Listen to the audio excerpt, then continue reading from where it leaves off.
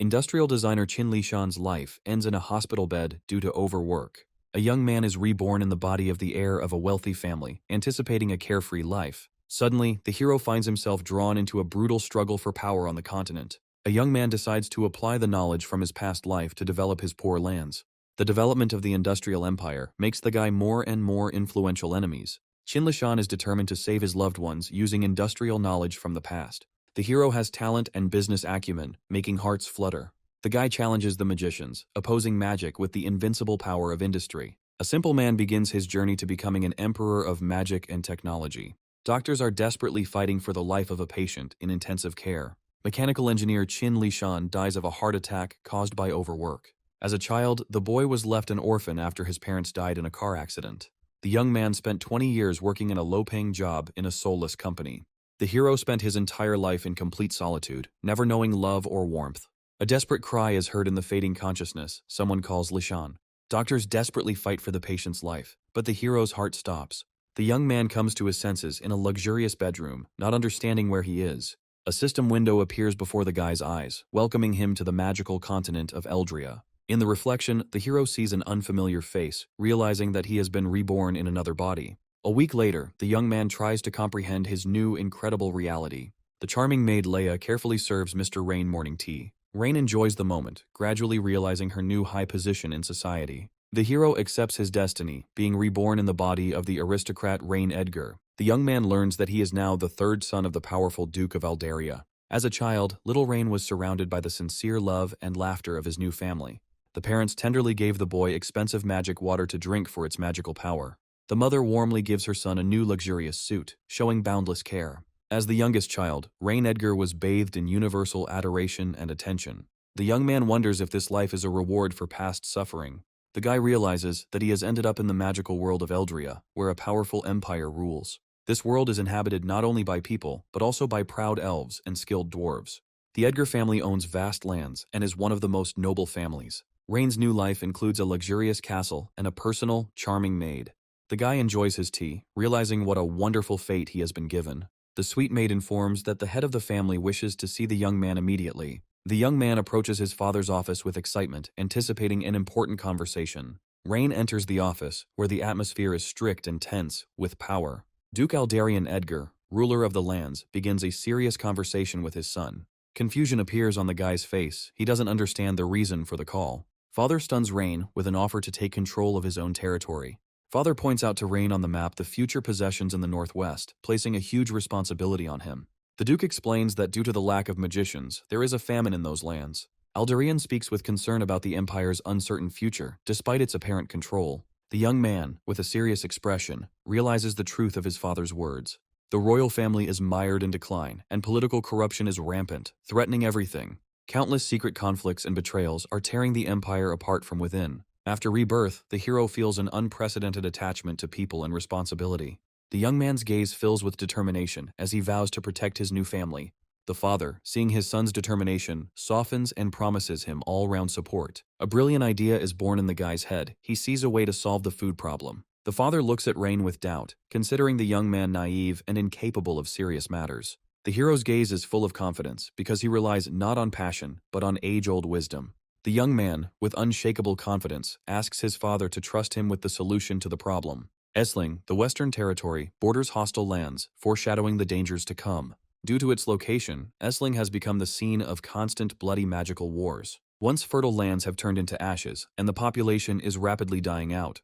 The carriage takes Rain to his new domain, towards the unknown and difficult trials. On the way, the guy realizes that a large workforce is needed for the Industrial Revolution. The hero realizes that the primary task is to find a way to increase the population. Unexpectedly for himself, Rain discovers that he has acquired new, amazing abilities in this world. The system window informs about a new scanning ability, opening up incredible possibilities for the hero. This power allows Rain to see the hidden characteristics and potential of any person. By checking the skill, the guy gets an accurate idea of people's talents and abilities. The young man understands that in order to revive the lands, he needs to assemble a team of gifted individuals. The father secretly orders the maid to spy on his son, fearing rash actions. The faithful servant looks at her master with anxiety, hoping that he will avoid the coming dangers. Rain arrives in Essling, where the mayor's mansion, which has become his temporary residence, awaits the young man. The city's corrupt mayor is disgusted by Rain's arrival and hatches a devious plan. The mayor recalls the rumors about the universal love for the young man in the family, realizing that he is facing a difficult opponent. The mysterious masked stranger decides to wait, watching events unfold from the shadows. The mayor fearfully discusses his financial machinations with a stranger, fearing exposure. The masked man smirks and reassures the mayor, planning to distract the naive young man. The conspirators decide to meet Rain to immediately begin their insidious plan. The stranger's eyes are filled with a thirst for revenge. He sees Rain's arrival as a chance to take revenge on Aldarion. Arriving at the place, the hero bitterly notes the desolation of the lands and asks Leah for a map.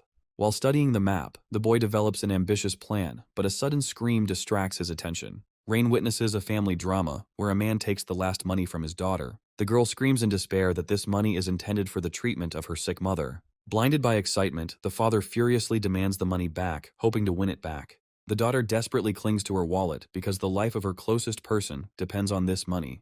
The father swings at his daughter in rage, but Rain's fist is already ready to stop the violence. A powerful blow from a young man sends his cruel father flying, restoring justice. The maid looks reproachfully at the guy, who admits his impulsive act. The hero instructs Leah to take care of the girl, intending to personally deal with the villain. Rain's gaze is full of icy contempt, condemning the man for the baseness of his actions. The defeated player asks defiantly who dared to interfere in someone else's affairs. The young man coldly makes it clear that his identity is of no importance. Rain threatens the player with death if he dares to approach the casino again.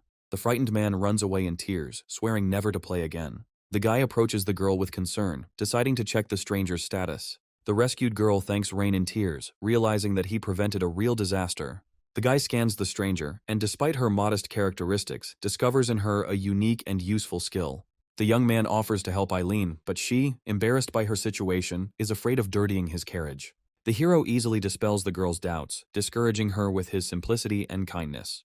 The guy's thoughts darken. He wonders about the origin of the casino in the impoverished and ruined region. A flashback shows a brutal attack on the city that claimed many lives. A devastating flood destroyed crops, leaving the surviving inhabitants to hunger and suffering. An empty bowl in trembling hands becomes a terrible symbol of hopeless poverty and despair. Seeing the suffering of the people, Rain makes a firm decision to conduct a census to restore order. The young man decides to start with a visit to the mayor's estate to assess the financial resources for development. Rain calmly asks Lillian for directions, but their conversation is interrupted by impending danger. A brazen horseman with a whip in his hand rushes through the crowd, creating panic in the streets. An arrogant young man on a horse mercilessly drives people away, without regard for other people's lives. In a desperate move, Leah covers the gentleman with her body, saving the guy from imminent disaster. After the funny moment, the worried girls rush to Rain, checking if he is injured.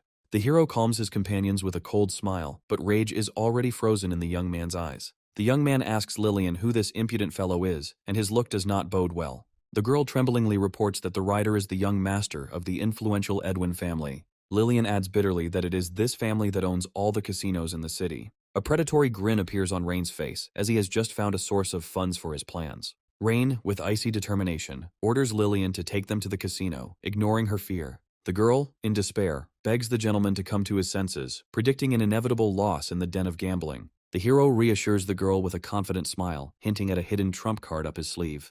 The departing figure of the young man radiates an aura of power, causing Lillian to tremble with admiration. With a firm intention to revive the kingdom, the young man crosses the threshold of the gambling house. There is an atmosphere of desperation inside the casino, where players are willing to do anything for just one more bet. One of the players celebrates his victory with mad joy, not believing his luck.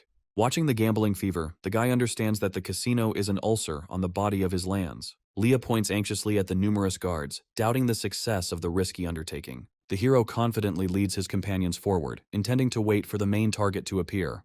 The helpful dealer, with a false smile, offers Rain a game, unaware of his true intentions. The guy with the sly squint plays the naive newbie, asking for the simplest game to start with. One of the casino workers happily escorts the young man to the gaming table, anticipating easy money. The hero is given 2 free chips, which are supposed to become bait in a well-oiled trap. The young man tosses the chips with elegant nonchalance, launching his daring plan. The croupier excitedly announces a losing combination, confident of his complete victory. The casino worker feigns regret as he notes that the gentleman almost won, hiding his mockery. Rain looks at the proceedings with obvious boredom, making it clear that he is not impressed by this performance. Turning to leave, the guy states that he is hungry, completely ignoring the game. The mask of friendliness falls from the dealer's face, and he blocks the way, demanding payment of an imaginary debt. Rain, with icy calm, asks when he became a debtor, challenging the croupier's impudence. The casino worker reveals the trap with a smug grin, but the guy only disdainfully questions his words. The sinister smile of the swindler leaves no doubt that in this place you have to pay for everything. With a mad laugh, the croupier announces the absurd amount of the debt, enjoying his power. The casino worker's gaze becomes predatory, and he makes a vile offer, wanting to get the maid as collateral. Lillian, plucking up her courage, tries to expose the deception by revealing the true value of the chips. Furious at the interference, the croupier orders his men to remove the brave girl from the path. The hero's lightning strike sends the impudent fellow flying, stopping any threat to Lillian. The young man towers over his fallen enemy, his icy tone not auguring well. As the showdown unfolds, other players go into a frenzy, fighting for chips in a miserable agony of excitement. Rain looks on with disdain at the pathetic players consumed by vice and despair. An enraged Edwin appears in the hall, demanding that the culprit of the disorder be found. A predatory smile appears on the hero's face, because the main target has finally fallen into his trap. The young master mercilessly orders his men to punish the guilty player as a warning. Edwin's henchman brutally beats a man begging for mercy, demonstrating his strength. The casino owner sternly warns everyone present that a similar fate awaits anyone who disobeys. Lillian is horrified and blames herself for what is happening, but Leah tries to calm the frightened girl. The memory of injustice fuels the heroine's determination to repay kindness and protect the weak. Unable to stand the deception, the girl boldly steps forward to stop the scammers. Those around her look at Lillian with horror, because no one has ever gone unpunished. Edwin turns around with cold arrogance, not believing that someone dared to address him. Lillian, feeling Rain's support, boldly accuses the young master of fraud and defends her friends. Enraged by the audacity, the casino owner swings at the girl, but she only closes her eyes in anticipation of the blow. Rain easily intercepts his attacker's arm, and his mocking address catches Edwin off guard. A system analysis reveals the enemy's negligible loyalty, and the guy understands that he is facing a dangerous traitor. Taken aback by such force, the young man suspiciously asks what claims Rain has against him. The hero sarcastically approves of brutal methods of survival, but ominously hints at the coming retribution. Edwin smirks cockily, confident in his superiority and not knowing who he's dealing with. The young man's calm is unshakable. He makes it clear that the status of the enemy does not matter to him. Armed guards burst into the hall, and the tension reaches its peak, foreshadowing bloodshed. In front of the guards, the hero declares his victory, because his word is now an indisputable law. In the luxurious hall, the nobility weaves intrigues, hoping to curry favor with the new master and Master Lucas. Over a glass of wine, Lord Lucas conceals his insidious plan to take his daughter away from the powerful Duke of Goth. The naive order to only slightly scare someone at the banquet conceals the much more cruel intentions of the conspirators. While raising a toast to the beautiful lady, Lord Lucas skillfully hides his true, predatory nature. The young man's thoughts are occupied with finding Edwin, because this is a chance to gain freedom of action through the Duke's son. Lord Lucas's comrade looks at his back with distrust, realizing the precariousness of their treacherous alliance. A loud voice announces the arrival of Rain Zager, and his figure fills the hall with power and anticipation. The flattering nobles immediately rush to the young man, offering gifts and even their own daughters for the sake of his favor. With a mysterious smile, the guy looks around at those gathered, making it clear that the show is just beginning. Rain presents a mysterious drawing, leaving the assembled nobles completely bewildered. The hero's pointer slides over the diagram, revealing an ambitious plan to build a long-lasting dam. Ignorant aristocrats foolishly assume that the dam is needed for catching fish. The guy is preparing for a large-scale presentation, confidently calling on Leah to help with the map. The expression on the young man's face speaks of a deep knowledge of the city's geography and its problems.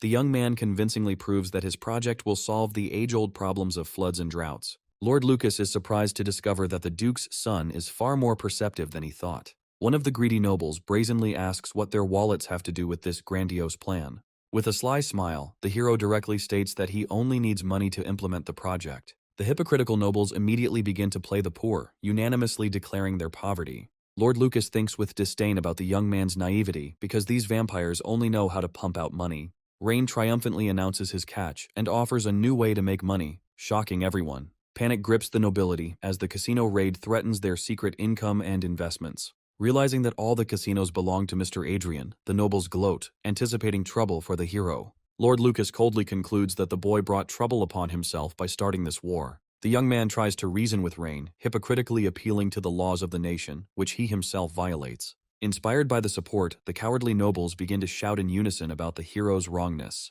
The guy calmly listens to hypocritical cries about the legality of a business that ruins ordinary people. Rain, with icy calm, recalls their recent complaints about poverty, exposing their lies. The young man's gaze turns steely. He gives them one last chance, and a threat hangs in the air. Rain issues an ultimatum, offering the hypocrites to surrender voluntarily or face his ruthless force. The hero subtly hints to Lord Lucas about the Duke's wrath if his dark deeds and intrigues are revealed. A sarcastic grin appears on the guy's face because the hypocrites themselves have fallen into the trap of the law. The young man, without hesitation, gives the order to detain all those present, cutting off their pathetic excuses. The sudden appearance of the two captives shocks Mr. Adrian, as they were Weatherloo's men. Rain innocently asks Adrian if the faces of the bandits he brought in are familiar to him. Mr. Adrian tries to hide his concern by falsely denying any connection with the captives. The young man casually drops the shocking news that these two tried to kill him today. With a sly smile, the hero hints at a powerful patron, and Adrian's face is distorted with fear. The guy orders the prisoners to be untied in order to expose the conspirators in front of all the nobility. Horror grips the nobility at the sight of Weatherloo's followers, because an attempt on Rain's life threatens everyone with death. Despair flashes in Adrian's eyes. He understands that one word from the prisoners will destroy his entire family. In a desperate attempt to save himself, Lord Adrian throws his blade at the witnesses to silence them forever. The death blow ends the lives of the mercenaries, and their dying screams echo throughout the hall. Breathing heavily, the conspirator stands over the lifeless bodies, realizing the full gravity of his bloody deed. Adrian puts on a show of repentance, hypocritically apologizing to the young man for his lack of restraint. Rain notes the Lord's nobility with venomous praise, subtly mocking his ostentatious fairness. With an icy smile, the guy demands to bring the main culprit, continuing his ruthless game. Edwin is dragged into the center of the room by force, his cries of rage filling the air with impotent rage. The young man, in a blind rage, threatens to kill everyone, not realizing that his father has already written him off. Lord Adrian is horrified to realize that his own son has been captured, and their entire plot is now exposed. A tied-up Edwin screams in rage at his father, not believing that he dared to kill his loyal servants. The young man spews out threats, promising cruel torture and a painful death to his offender. Reina is only amused by the blind rage of the prisoner, and he listens to the threats with icy calm. Edwin, with a mad grin, declares that he has no equal in this city, and the life of a hero is predetermined. The young man's sincere laughter echoes throughout the hall, because this is the first time he has seen such stupid and blind courage. The boy sarcastically asks Lord Hadrian if he shares his admiration for his son's courage. The prisoner continues to laugh madly, not realizing that his fate has already been decided by his own father. Lord Hadrian's patience snaps, and he orders his son to shut up and kneel in horror. Edwin's world collapses in an instant, and he looks at his father, who betrayed him with complete bewilderment. Lord Adrian, in desperation, forces his son to his knees, humiliating him in front of the ruthless hero. The conspirator humbly begs to spare his stupid offspring, ready to agree to any conditions for the sake of salvation. His father's warning came to mind, but the mad Edwin did not pay attention to the terrible words. A chilling horror pierces the boy when he finally realizes that he has challenged the son of a Grand Duke. Rain hints at his origins with a cold smile, explaining the presence of numerous guards. Edwin's arrogance instantly flies off him and he falls to the floor in panic, begging for mercy. Adrian's face was frozen in genuine horror as he helplessly watched his son's pleas. The father kneels down next to his son, begging for forgiveness in utter despair on behalf of the entire family. The young man puts forward his condition, demanding the return of everything illegally acquired, and this sounds like a death sentence. Lord Adrian tearfully thanks for the mercy, feeling only the empty relief of a saved bankrupt. One of the guests, overcome with anxiety, decides to risk everything to inform on the city lord. On bended knee, the informant reveals to Rain the shocking truth about the conspiracy against the Grand Duke. The accusation of treason strikes horror into the nobility, and the face of the city lord is distorted with rage. Adrian panics and tries to save the situation by desperately shouting insults at the daredevil. With icy disappointment, the hero revokes his mercy and pronounces the death sentence on the slanderers. The city lord smirks maliciously, dismissing Rain as an impulsive fool who fell for the trick. Playing the role of a loyal subject, the conspirator approaches the young man with hypocritical praise and gratitude. Hiding his treacherous nature, the city lord theatrically swears eternal loyalty. Rain looks at the liar with piercing calm, and his faith sounds like a veiled threat. The system reveals the true nature of the Lord, confirming that the guy saw right through him from the very beginning. Rain's mind flashes to the shocking amount stolen by the nobility, equal to 2 years' taxes for an entire city. The devoted maid Leia brings tea, creating a brief respite from the tense atmosphere of intrigue. The young man asks the girl with a bitter smile if she realizes the full depth of the greed of the local nobles. Leia, with concern in her voice, asks about the hero's plans regarding the revelations made by Adrian. Fear distorts the girl's face at the thought of rebellion, because then her master will be in mortal danger. The guy tiredly calms the maid, assuring her that everything is under control, although he himself is aware of the complexity of the situation. The maid looks at the young man in bewilderment, not understanding the reasons for his wait-and-see tactics. Rain explains his vulnerability, as enemies are hidden in the shadows, and haste will only lead to chaos. The hero prefers to appear as a naive rich man in order to lull the enemy's vigilance and strike at the very root. The old magician is completely perplexed because the scale of corruption revealed by the documents seems unthinkable. The city lord tries to calm the angry Malcolm by hypocritically justifying Rain's actions as his youthful zeal. The guildmaster angrily scolds the lord, reminding him that even a great duke does not dare to neglect wizards. A cunning plan is brewing in the conspirator's head because he himself set up the situation in order to push the hero into conflict with the Guild of Magicians. The enraged magician is eager to start a showdown, and the city ruler pretends to try to stop him, hiding his gloating. An evil grin touches the lord's lips because he is sure that now the young man will be left completely alone. The hero's thoughts are carried away to the past, when his only concern was engineering drawings and not deadly intrigues. Loyal Leah reports a sudden visit from the Wizards Guildmaster, unaware of the impending storm. Complete bewilderment is reflected on Rain's face, because he has no idea who this man is and what he wants from him. Malcolm bursts in uninvited, unleashing a stream of angry accusations on the stunned boy from the doorway. The young man is completely confused and tries to understand when and how he managed to insult the powerful guild. An enraged Malcolm shoves a letter in the hero's face, accusing him of outright discrimination against wizards. Rain calmly rereads the document, sincerely not understanding how the construction of a dam could offend an entire guild. The guildmaster shouts in rage that refusing to accept offers from mages is an outright provocation. A feeling of bewilderment flashed through the guy's mind because he couldn't even imagine that wizards were hired for hard physical work. Malcolm issues an ultimatum, threatening a complete boycott by the guild if he does not receive a full explanation. The young man immediately understands that this is a setup, and the system confirms that the loyal magician was simply skillfully provoked. Keeping his icy calm, Rain begins to lay out 3 compelling reasons for his pragmatic decision. The hero clearly explains that hiring magicians is economically unprofitable because for the same price, you can provide work for 10. The young man declares his duty as a ruler who is obliged to take care of the common people and not the rich wizards. Rain's arguments only fuel Malcolm's rage, as he is convinced that people without magic are unworthy of standing on par with mages. Rain rejects unfair rules with cold calm, challenging the entire world order.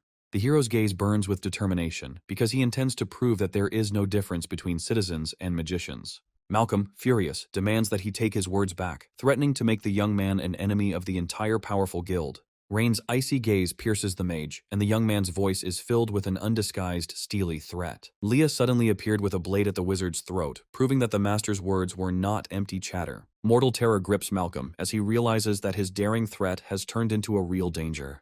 With a devilish grin, the guy offers to test the ancient law in practice by putting the life of the magician himself on the line. All the arrogance flies off the wizard, and in panic, he begs for mercy, humiliatingly asking the girl for forgiveness. Rain notes with surprise that even on the brink of death, the magician's loyalty did not waver, but only revealed his simplicity. The hero graciously orders Leah to let the terrified Malcolm go, completing a brutal but instructive lesson. Rain looks forward to the rewards for the completed mission, opening up new horizons of power for himself. The city lord greets the humiliated Malcolm with false sympathy, preparing to weave a new web of intrigue.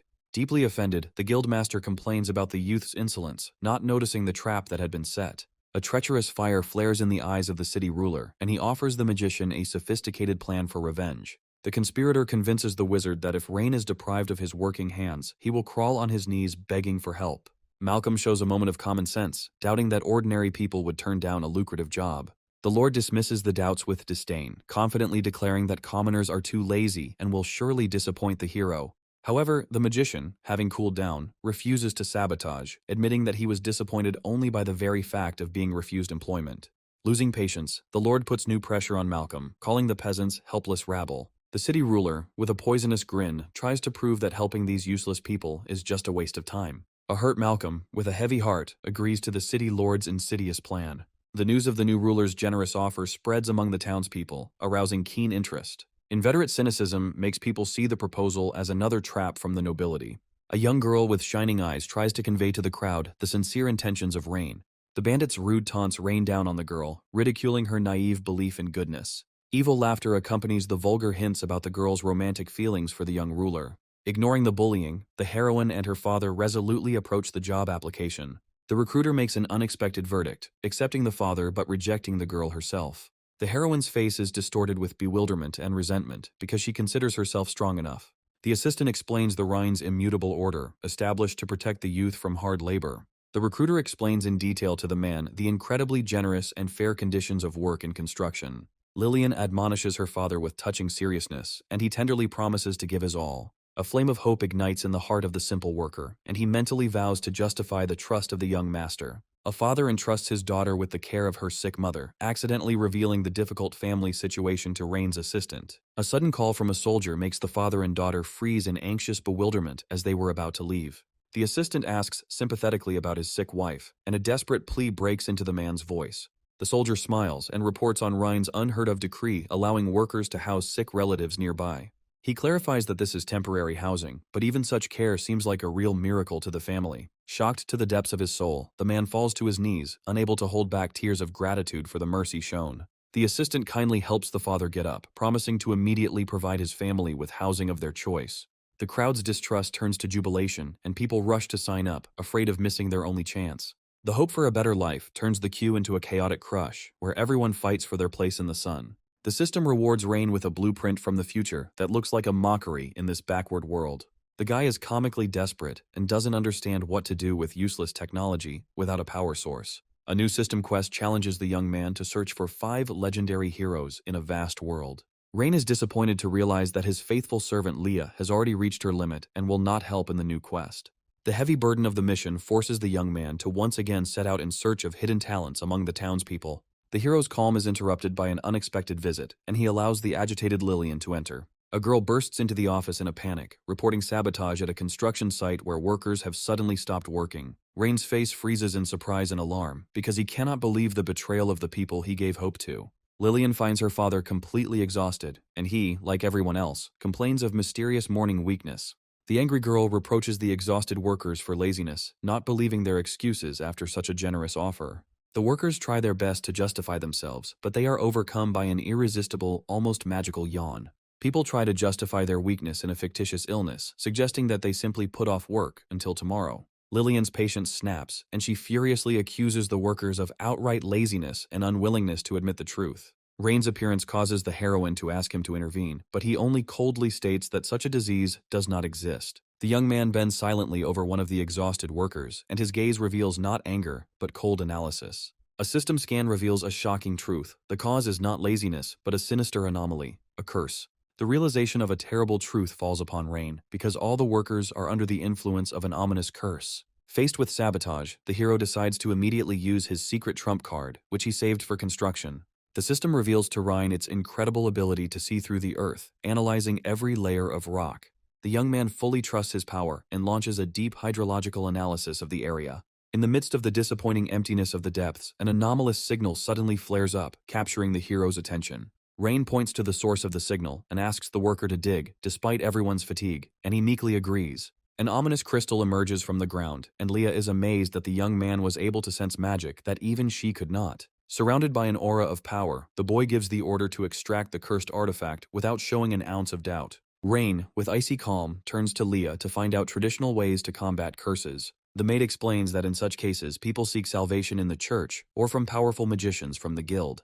The hero tells Lillian and her father to follow him, confirming the girl's terrible suspicion about the curse. Rain's face is distorted by cold rage, because he already knows the culprit and swears that this meanness will not go unpunished. In the church they are met by Saint Ayuria, radiating angelic calm and kindness. But Rain is not swayed by the charm, and secretly orders the system to check the nun's true nature. The system instantly scans the saint, revealing her hidden parameters and high level of fidelity. A shocking discovery stuns the guy, because a real elf is hiding under the guise of a human. Convinced of Ayuria's high loyalty, the hero explains the essence of the problem, carefully observing the reaction. The saint, with a serious expression, asks permission to personally examine the condition of the damned worker.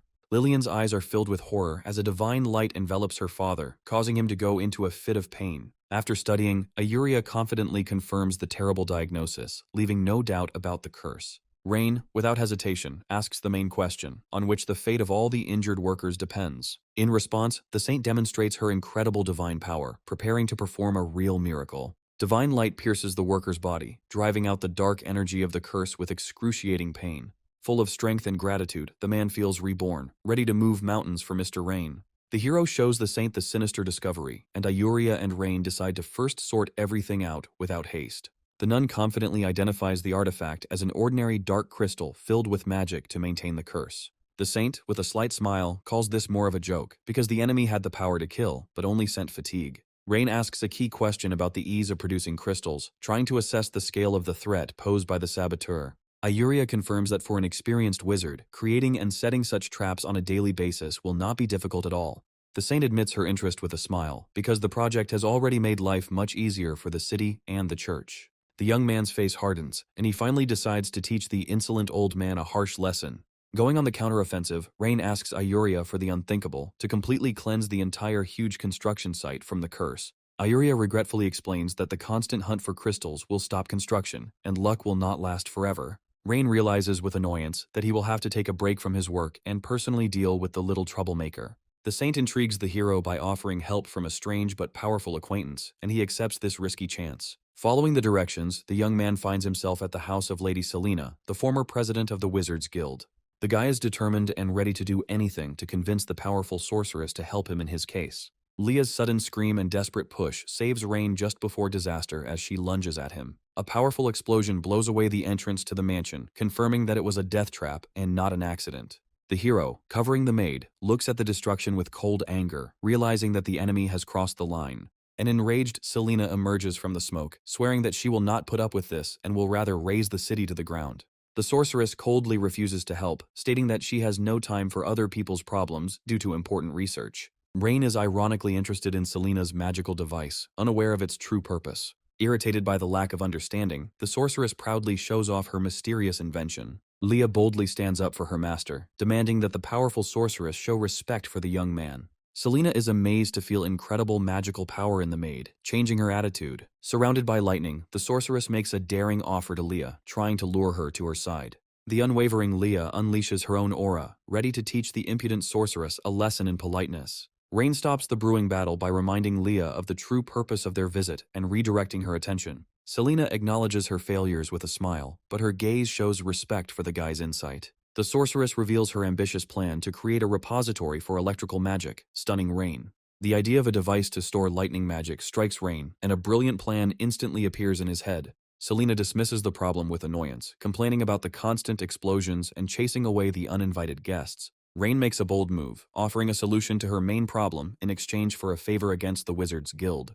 The sorceress explodes with indignation, not believing the bold statement and accusing the young man of wasting his time. The guy remains icy calm, repeating his proposal with a serious look and making Selena doubt. Interested, Selena makes an incredible promise, promising not just help, but complete submission to the Mages Guild. She challenges him with a threat because in case of failure, all responsibility will fall on the shoulders of the hero himself. With a smug smile, Rain takes out the blueprints from the future, knowing that victory is already in his pocket. The batteries, perfectly assembled according to the drawings, become the material embodiment of the young man's brilliant plan. Selena is skeptical and warns of danger, confident that these stones will explode from the slightest spark.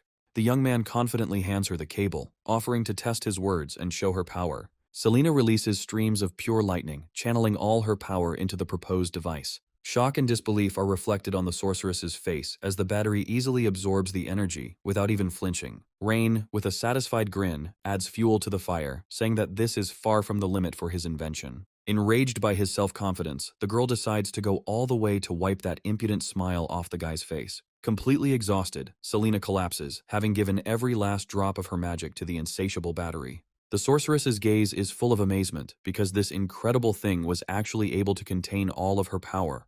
The system shows a stunning result because the heroine alone charged the battery almost to the limit. A predatory smile appears on Rain's face because now he has his own, very convenient human battery.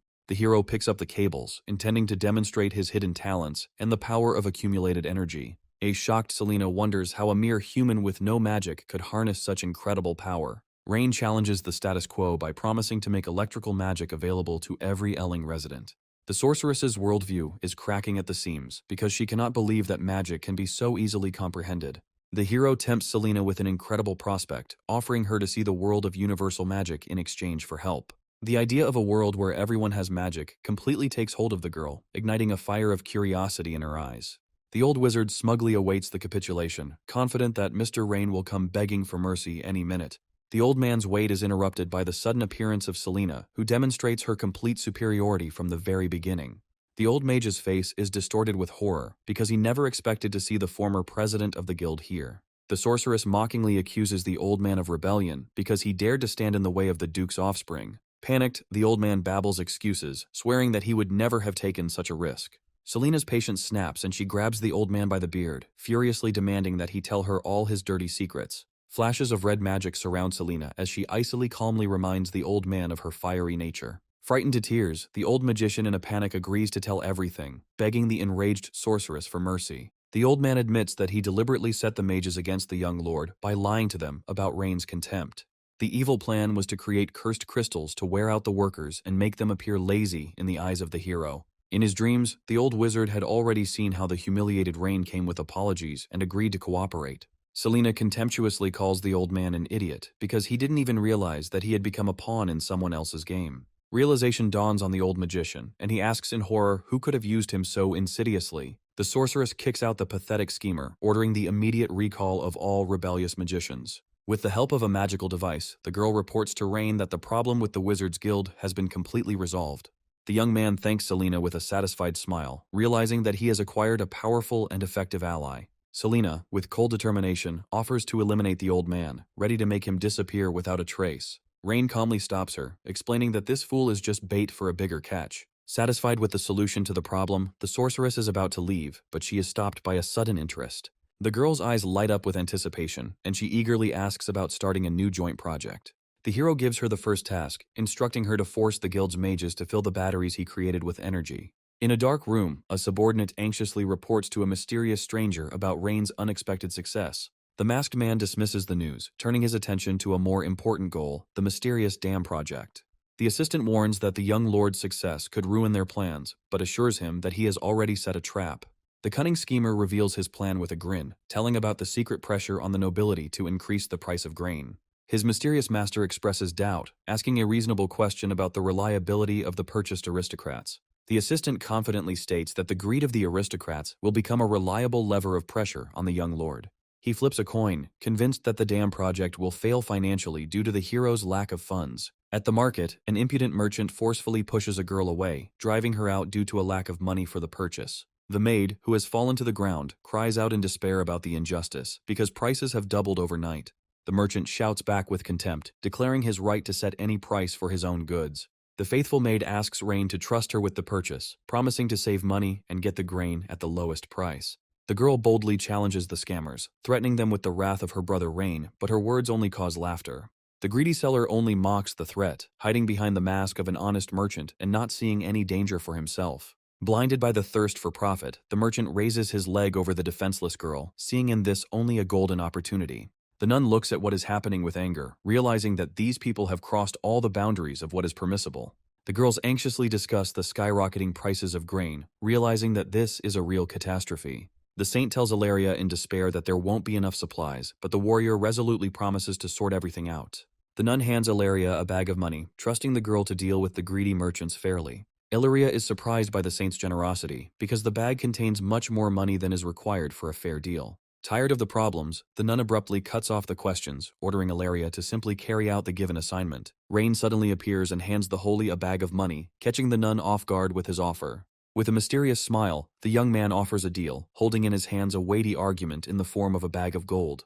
The saint looks at the young man with caution, trying to unravel the true motives of this strange proposal. Rain mentions Miss Elf with a slight grin, making it clear that she is fully aware of the nun's affairs. Caught in a lie, the nun panics and denies the obvious, but Rain's self-confident appearance leaves no doubt that the guy is right. Rain disarms the elf with his directness, and she, resigned to the revelation, cautiously inquires about the nature of the deal. The young man points to sacks of grain, offering to solve the most pressing problem of the starving people. The saint looks at the young man with doubt, tactfully hinting that he has taken on a task that is beyond his capabilities. Intrigued by her words, the hero thoughtfully asks the nun to explain the reason for such pessimism. The nun reveals the terrible truth about 4 noble families who have kept the city under their thumb for centuries. She admits that Rain's recent demarche only scared the small fry, but did not affect the true owners of Elling. Surprised by the guy's knowledge, the saint suspiciously asks where he got such deep knowledge about the city. The elf regretfully admits that due to the feud with the Alardan family, all avenues for negotiations are now cut off. Despair envelops the nun, because due to war and disasters, her people are on the brink of starvation. Rain promises Miss Elf with unshakable confidence that in just half a month, grain prices will fall below their previous levels. The head of the Klein family, August, laughs smugly, thanking the Lord Mayor for supporting them in their dark deeds. The four heads of families celebrate the enormous profits obtained thanks to Augustus's insidious plan. The other lords obsequiously thank Augustus, acknowledging his leadership in this dirty scam. Lord Augustus raises his glass of wine in triumph, proposing a toast to their shared success and wealth. The clink of glasses seals their criminal conspiracy, signifying the prosperity of a business built on someone else's grief. A servant suddenly appears and interrupts the feast, announcing an invitation to a banquet from young Master Rain. One of the lords freezes in panic, not understanding why Rain is calling them to a banquet after everything that happened. Fear grips the conspirator at the thought that the young man has guessed everything and is now going after their heads. The frightened lord turns to Augustus in despair, because they only wanted money, not a mortal fight. August, with a devilish grin, reassures his accomplice, confident of his impunity under the protection of the mayor. Augustus slams his fist down on the table, confident that their unity will make the conspirators invulnerable to Rhine. With his face twisted in anger, Lord Klein asserts his power over prices, which even the emperor does not possess. The other lords agree with greed in their eyes, seeing this as a chance to ensure prosperity for their families for centuries to come. Augustus calmly lays out his plan, ready to make the slightest concession, just to calm the young master. Lord Klein's gaze turns icy, and he sternly warns of the consequences for anyone who dares to betray the conspiracy. The accomplices fearfully swear allegiance, assuring Augustus of their unwavering devotion until the very end. The head of the Klein family gives the order to prepare for a banquet, anticipating a meeting where he will humiliate the young upstart. One of the lords asks with a goofy smile whether it is necessary to change clothes, not fully realizing the seriousness of the moment.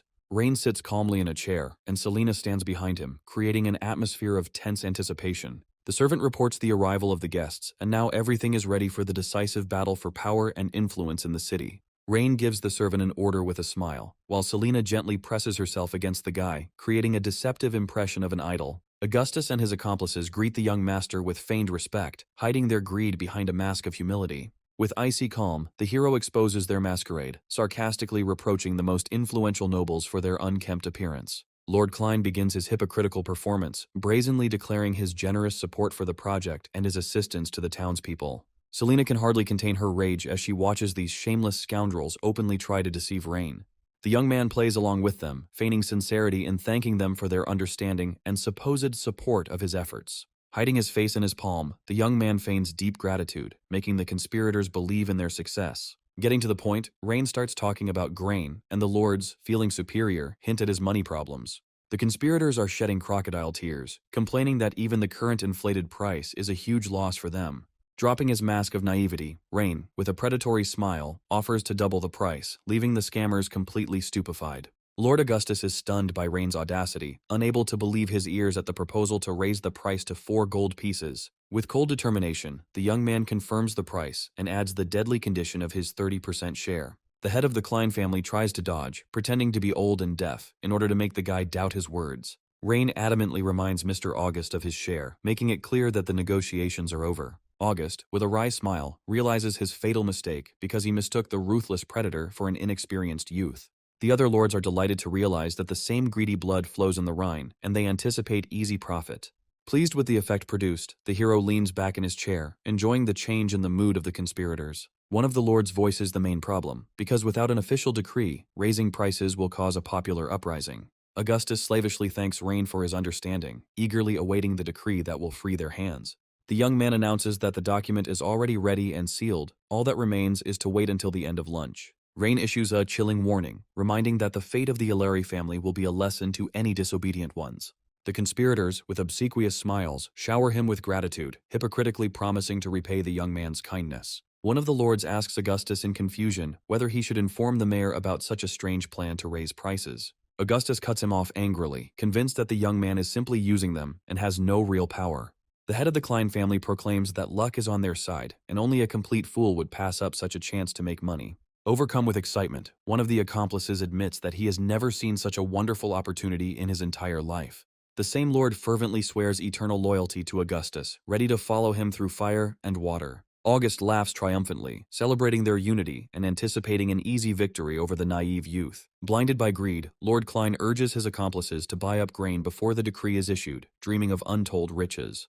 The night air is pierced by cries of despair and accusations of betrayal because someone has broken the promise to reduce prices. An enraged holy sister bursts into Rain's office, demanding to know why he conspired with the hated merchants. With a look burning with anger, the elf vows to show everyone that messing with her people is deadly. The young nun tries to calm the abbess, but she does not believe in a reduction in prices after an alliance with dishonest people. With hope in her voice, the girl begs him to believe in Rain, being sure of the existence of a secret plan. The Holy Sister looks at the young man with despair, still not believing that he is really going to raise the price of grain. Rain, with icy calm, assures that the price will not hold for long, predicting a complete collapse of the market in 2 weeks. The abbess, from the height of her age, calls the guy inexperienced because she has never seen prices fall from a peak. A young man asks a Holy Sister a cruel question, wondering how much the price will fall at gunpoint.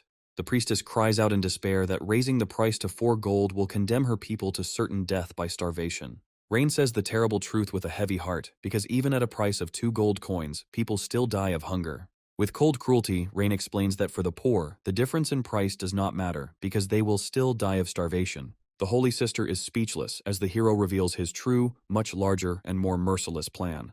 With a devilish grin, the young man announces his intention to ruin the merchants completely, taking absolutely everything from them. 7 days later, a strange lesson begins in a stately mansion that has no apparent connection to the grain crisis. Rain patiently explains to the mysterious beauty in red the complex operating principle of the incomprehensible device.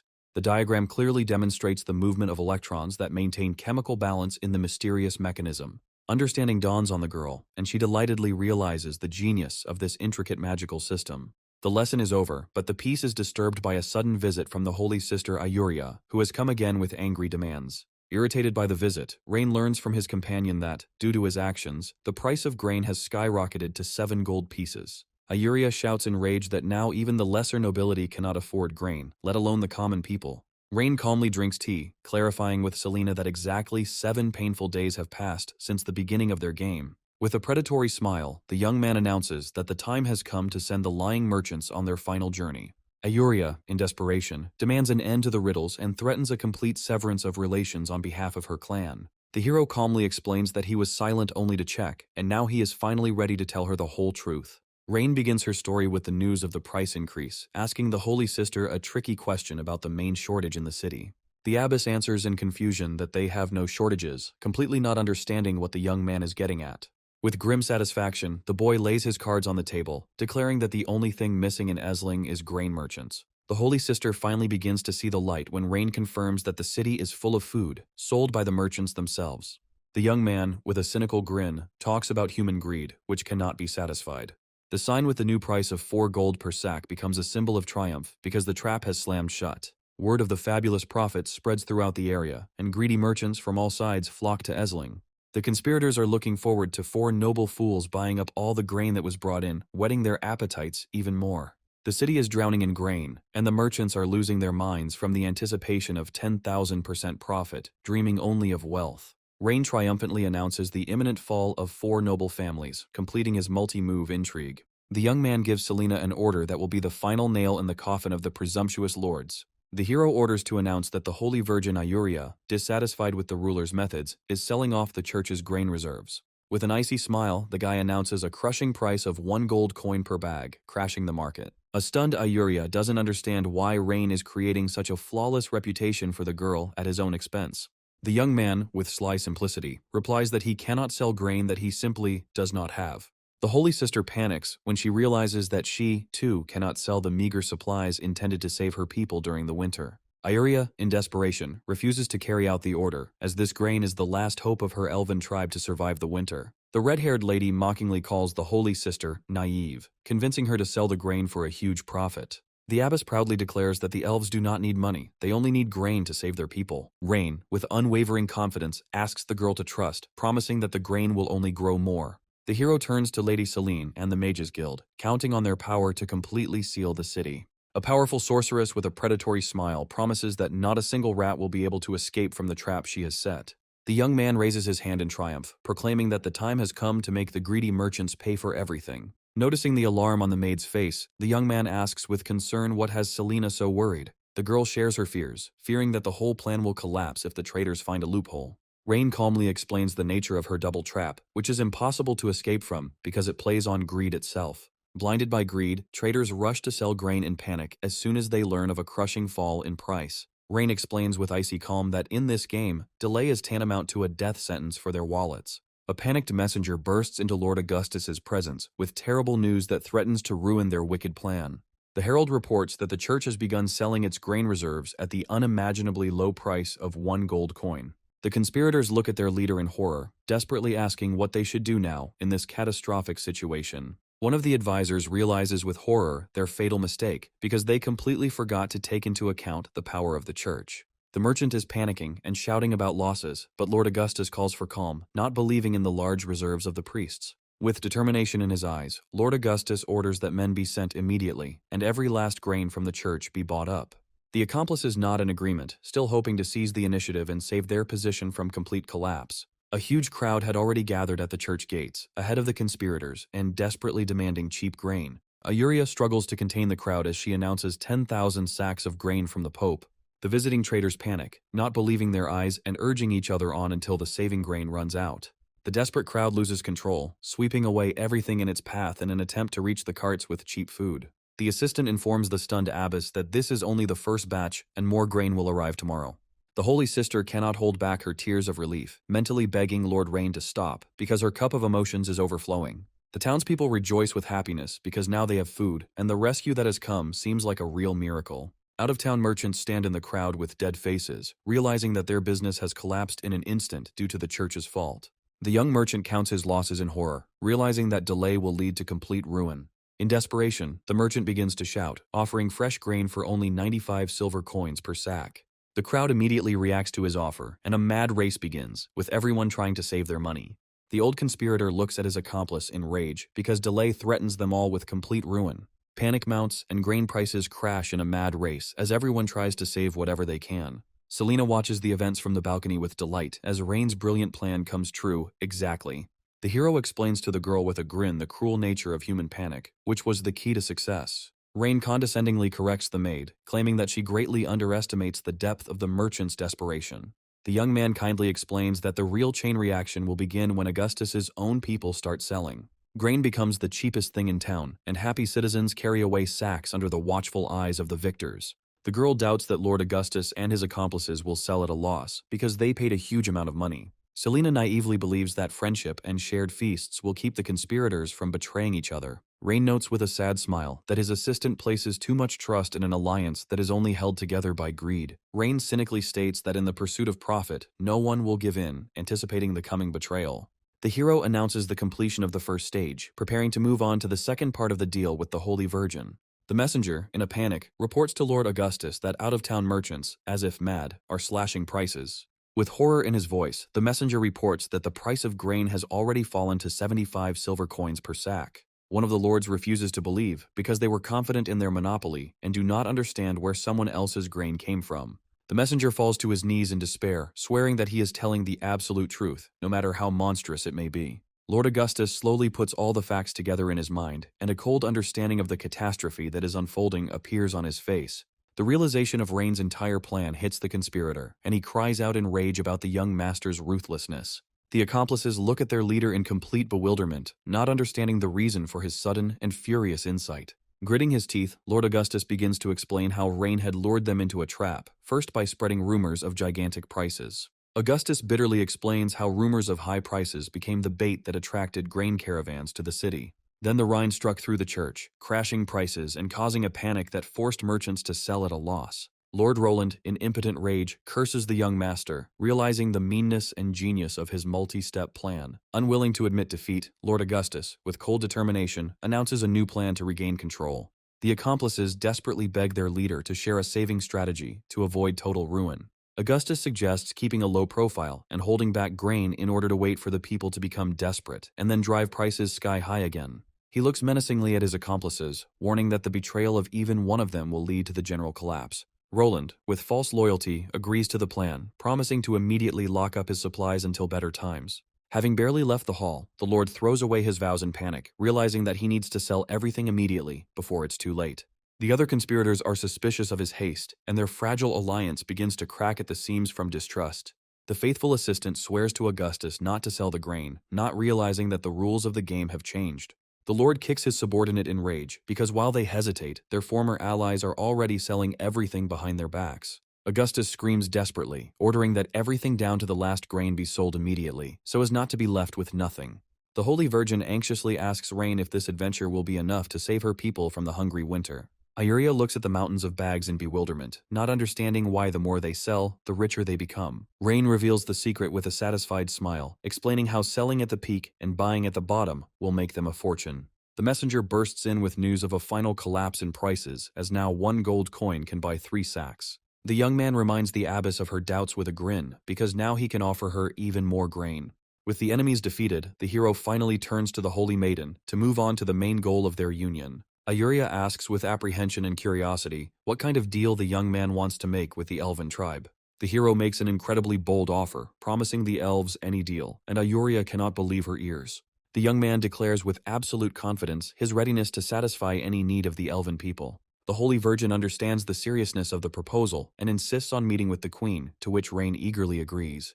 The abbess delivers a fateful letter for the queen, and the little elf rushes to fulfill an important assignment. The hero thoughtfully sums up the results, realizing that the ruined nobility of Ealing has dropped out of the big game for a long time. In his thoughts, a new balance of power is being formed, where the Mages Guild is already subjugated and the church is about to swear allegiance. Now the main goal of the reign is the army and taxes in the hands of Lord Vladerick, because by capturing them, he will squeeze the enemy in a steel vice. Selina interrupts the gentleman's intense thoughts with tenderness and concern, bringing him back to reality. The girl carefully offers her help to the tired young man so that he can finally relax after a difficult battle. The young man tries to deny his fatigue, but still succumbs to her tender care, allowing himself a moment of peace. The ruined merchant angrily curses the soldiers who are hiding behind the name of the Grand Duke. The merchant, in a rage, shouts that he is ready to put up with the losses, but not with the brazen robbery by the soldiers on the way back. The merchant tries to reach out to Iuria and Rain, hinting that even the Grand Duke is just a man with his weaknesses. Rain steps forward calmly, and his confident demeanor causes the merchant and his companion to freeze in tense anticipation. The sudden appearance of the young man frightens the merchant, and he points at him in fear, demanding that he give his name. The hero, with a predatory smile, introduces himself as a man who has come to make a very profitable deal with them.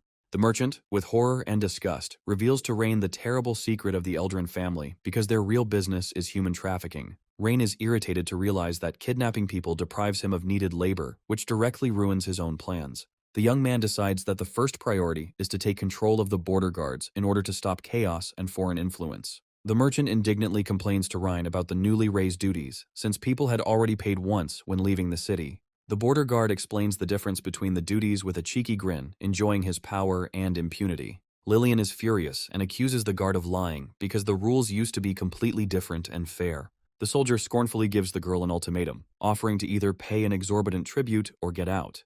The sum of 1 gold coin seems like a real robbery, and Lillian, in despair, shouts out accusations of theft.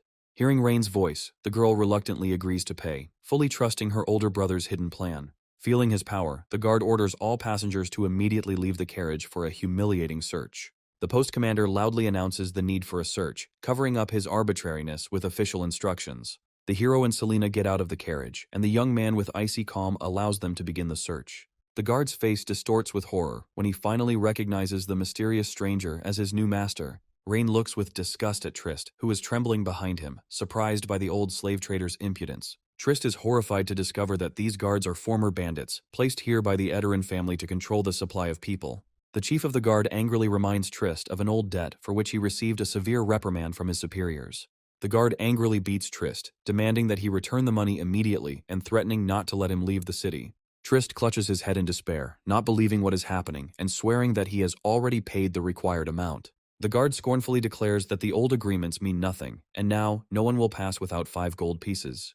The spearhead rests on Trista, and the guard maliciously reminds him that he won't get out of here without money. Rain stops the spear, icily surprised by the too low tariff and causing shock in the guard. The guard steps back in confusion, demanding that the impudent fellow state his name and not understanding where he came from. The guard's gaze suddenly catches on Selina, and he notes with surprise the appearance of such a beautiful girl in the city. Trist, trying to curry favor with Rain, fussily offers the guards money, calling them his trading friends. The guard greedily accepts the bag of gold, mockingly calling the bribe-taker an honest comrade. The chief of the guard smugly orders the money to be put aside, not noticing that his insolence has already signed his death sentence. Blinded by lust, the guard pesters Selina, unaware of the mortal danger he has brought upon himself. Rain stops the guard's hand with icy contempt, passing the verdict that such people are hopeless and not fit even to be slaves. The enraged, impudent man lunges at the young man, not realizing that he has just made the biggest mistake of his life. Selena instantly stands up to defend her master, and her cold gaze does not bode well for the arrogant bandit. In an instant, all the guards are defeated, and their captain lies ingloriously on the ground, unable to believe what has happened. The hero gives a ruthless order to kill all those who resist and change the guard, shocking Lillian with his cruelty. The girl accepts the order with humility, ready to fulfill the will of her master without hesitation. The remaining guards flee in panic, and Selena watches their flight with cold indifference. The soldiers run in panic, begging for salvation from an invisible threat. A sudden blow interrupts the cry for help, dooming one of the fugitives to death. The girl single-handedly exterminates an entire squad, demonstrating inhuman strength. Rain analyzes the data of the fallen, doubting their true affiliation. The father instructs the young man to be careful in enemy territory to avoid conflict. The young man realizes that he miraculously escaped defeat by revealing a hidden threat. The heroine looks coldly at her victim, leaving no chance for survival. An angry cry echoes across the border, demanding an answer for the chaos that has been created. The appearance of General Caesar gives the surviving soldiers hope for salvation. The guy assesses the arriving general, seeing him not as an ally, but as an incredibly gifted enemy. The general begins an interrogation, trying to find out the guy's identity and intentions. Caesar asks for answers with distrust, surprised by the stranger's knowledge. Rain calmly reveals her connection to a powerful family, changing the balance of power. The realization of the young man's high status plunges the general and the soldiers into real horror. Caesar's memory recalls a letter from his brother ordering him to protect the young master. The memory of the bribe shows what price the general paid for his position. Behind the mask of gratitude, Caesar hides the bitterness and weight of the commitment he has made. Mysterious voices whisper to the general about the neglect that the young man suffers. Invisible puppeteers tempt Caesar, hinting at power worthy of talent. In a tense dialogue, the hero defiantly confirms his right to what he deserves. Caesar chooses ambition, declaring Rain an imposter and preparing to attack. The general gives the order to kill the young man, tempting the soldiers with a generous reward for betrayal. The heroine, in a rage, accuses the general of open rebellion, not believing in such insolence. The subordinates, in horror, beg Caesar to come to his senses, foreseeing the collapse of the entire family. The general coldly reminds his subordinates that they are already criminals, having trapped them. Caesar justifies the betrayal by telling of Rhine's cruelty and the destroyed families. The general paints a picture of a rich life before the soldiers, demanding the head of a young man in exchange. Caesar issues an ultimatum, leaving the soldiers no choice but to submit or die. Panic and doubt are growing among the soldiers, as the order is tantamount to suicide. The girl realizes with horror that the general's convincing speeches have broken the will of the soldiers. The soldiers, having chosen a side, surround the young man and woman, ready for a mortal fight. Caesar grins and offers Rain the last word, savoring the moment of power. The hero, with icy calm, offers the traitors a chance for forgiveness, knowing his strength. Blinded by promises, the soldiers rush into the attack, not seeing the obvious threat. The heroine gets rid of her restrictive clothes, preparing to enter the battle without restrictions. The girl bursts into a crowd of enemies, turning into a deadly whirlwind. The deadly dance of the maid leaves no chance for the attackers to survive. Every movement of the girl is precise and deadly. She mercilessly strikes down her enemies. Rain's companion demonstrates incredible skill, easily dispatching her opponents. The young man throws back the enemy without any visible effort, showing the true level of power. The young man, with cold confidence, gives the general one last chance to come to his senses. Blinded by rage, Caesar doubles the bet, promising mountains of gold for the boy's head. The thirst for profit finally clouds the soldiers' minds, and they rush into battle again. The girl with icy calm puts an end to the life of another attacker. With a graceful and deadly kick, the heroine sends the enemy flying. Like a hurricane, Rain's companion rushes through the ranks of enemies, sowing chaos. In desperation, the general calls upon the mages to stop the invincible warrior. A powerful stream of ice magic rushes towards the girl, bringing with it the cold. Caesar triumphs, considering the heroine immobilized, and orders an attack on Rhine. The soldiers, believing in the vulnerability of the target, rush towards the young man, who they consider defenseless. Rain grins as he prepares to demonstrate the power of his mysterious weapon. A strange device, like a plug, enters the ground, charging it with electricity. Lightning bolts pierce the attacking soldiers, causing them to writhe in agony. The survivors, in horror, recognize the magic of thunder, realizing the hopelessness of their situation. The young man thinks ironically that this scene would be an excellent lesson in safety. Caesar shouts furiously at the frozen soldiers, not understanding the reason for their delay. One of the subordinates, in a panic, warns the general about forbidden magic, dooming himself. A sudden stroke of blood cuts short the life of a soldier who dared to doubt. A mysterious figure issues a death sentence to anyone who disobeys the order. The general, suppressing his fear, refuses to believe in defeat and again drives his men into the attack. The surviving soldier looks around in complete confusion. The heroine anxiously points out to the guy the soldiers who survived the attack. The guy calmly admits that he was just testing the weapon and the energy ran out. Realizing her vulnerability, the girl tries to take the young man away from the dangerous place. The young man, with a mysterious smile, assures that the general has no chance of escape. Caesar, seeing a false opportunity, in desperation again throws his men into the attack. Suddenly, a powerful discharge falls from the sky, stopping the advance. The appearance of the Wizards Guild leaves Caesar in complete shock and despair. A powerful woman appears in a halo of lightning, addressing the general with disdain. A powerful sorceress, surrounded by magicians, respectfully reports to the young man about her arrival. The young man notes with relief that help arrived at the most opportune moment. The young man promises to explain everything after he deals with the traitor. The powerful sorceress readily accepts the order and prepares to attack. The leader of the mages gives a dire order to help Rain crush the rebels. The subordinate mages, in a single impulse, prepare a devastating spell. The general's soldiers panic and beg for mercy, realizing their fatal mistake. Cornered, Caesar, in a last rage, decides to drag the boy away with him. The general launches a suicide attack, raising his sword for the final blow. The young man's faithful companion instantly blocks the blade's path, saving her master. Caesar realizes with horror that the underestimated girl has gotten too close. The deadly maid easily parries the general's desperate attack, putting an end to the battle. The defeated Caesar, broken and exhausted, falls to his knees before the victors. After some time, the young man calmly studies the documents, as if there had been no mortal combat. Rain and her companion begin interrogating the tied-up general, taking full control of the situation. The young man coldly exposes the general's financial machinations, leaving him in complete shock. The hero admits that he knew about the betrayal in advance and was only waiting for the perfect moment to strike. The prisoner tries to find a way out, wondering what Rain will do with the incriminating evidence against the Lord. The guy calmly lays out his far-sighted plan, which the general is unable to comprehend. Caesar bursts out laughing, confident in the unbreakable power of the nobility over their master. The young man makes his final verdict, dividing the world into the living and the dead. The general is horrified to realize that the young man is planning a bloody purge among the nobility. The prisoner's face was frozen in mortal horror from the realization of his complete helplessness. The young man, with a grin, offers the nobility a choice, death or unconditional submission. Rain is already calculating future moves, anticipating the autumn invasion of Duke Soren's troops. The hero's thoughts flash with an urgent task to strengthen the city walls before the coming war. The boy thinks with relief about the West, where the presence of the Holy Mist guarantees peace with the elves. A map unfolds before the young man's mind's eye as his assistant reports on the returned funds. The girl offers a practical solution: reward the loyal guards and deal with the rest. The young man, with a satisfied smile, approves of his faithful assistant's plan. Miss Selina's sudden appearance causes surprise and slight irritation in her faithful companion. The young man formally thanks the head of the guild for a job well done. Selina, with a beaming smile, assures that it is a pleasure to serve the young master. A curious sorceress asks to explain the operating principle of a mysterious, non-magical weapon. The young man, with a gentle smile, promises to reveal his engineering secrets along the way. Suddenly, an old magician comes running with news of a catastrophe, breaking the moment of calm. The head of the guild angrily demands an immediate explanation from the magician about what is happening. The old man, in despair, reports the betrayal of the ruler Elderic and the capture of the city. The news of the uprising takes the powerful sorceress by surprise. A predatory gleam flashes in Rain's eyes as the long-awaited plan finally works. The girl anxiously reminds that all the magicians have left the city, leaving it defenseless. Rain states with cold confidence that the rebellion was doomed from the very beginning. The young man speaks condescendingly to Elderic, mockingly inquiring about the enemy's situation. The rebellious ruler greets the hero with feigned self-confidence, unaware of the trap.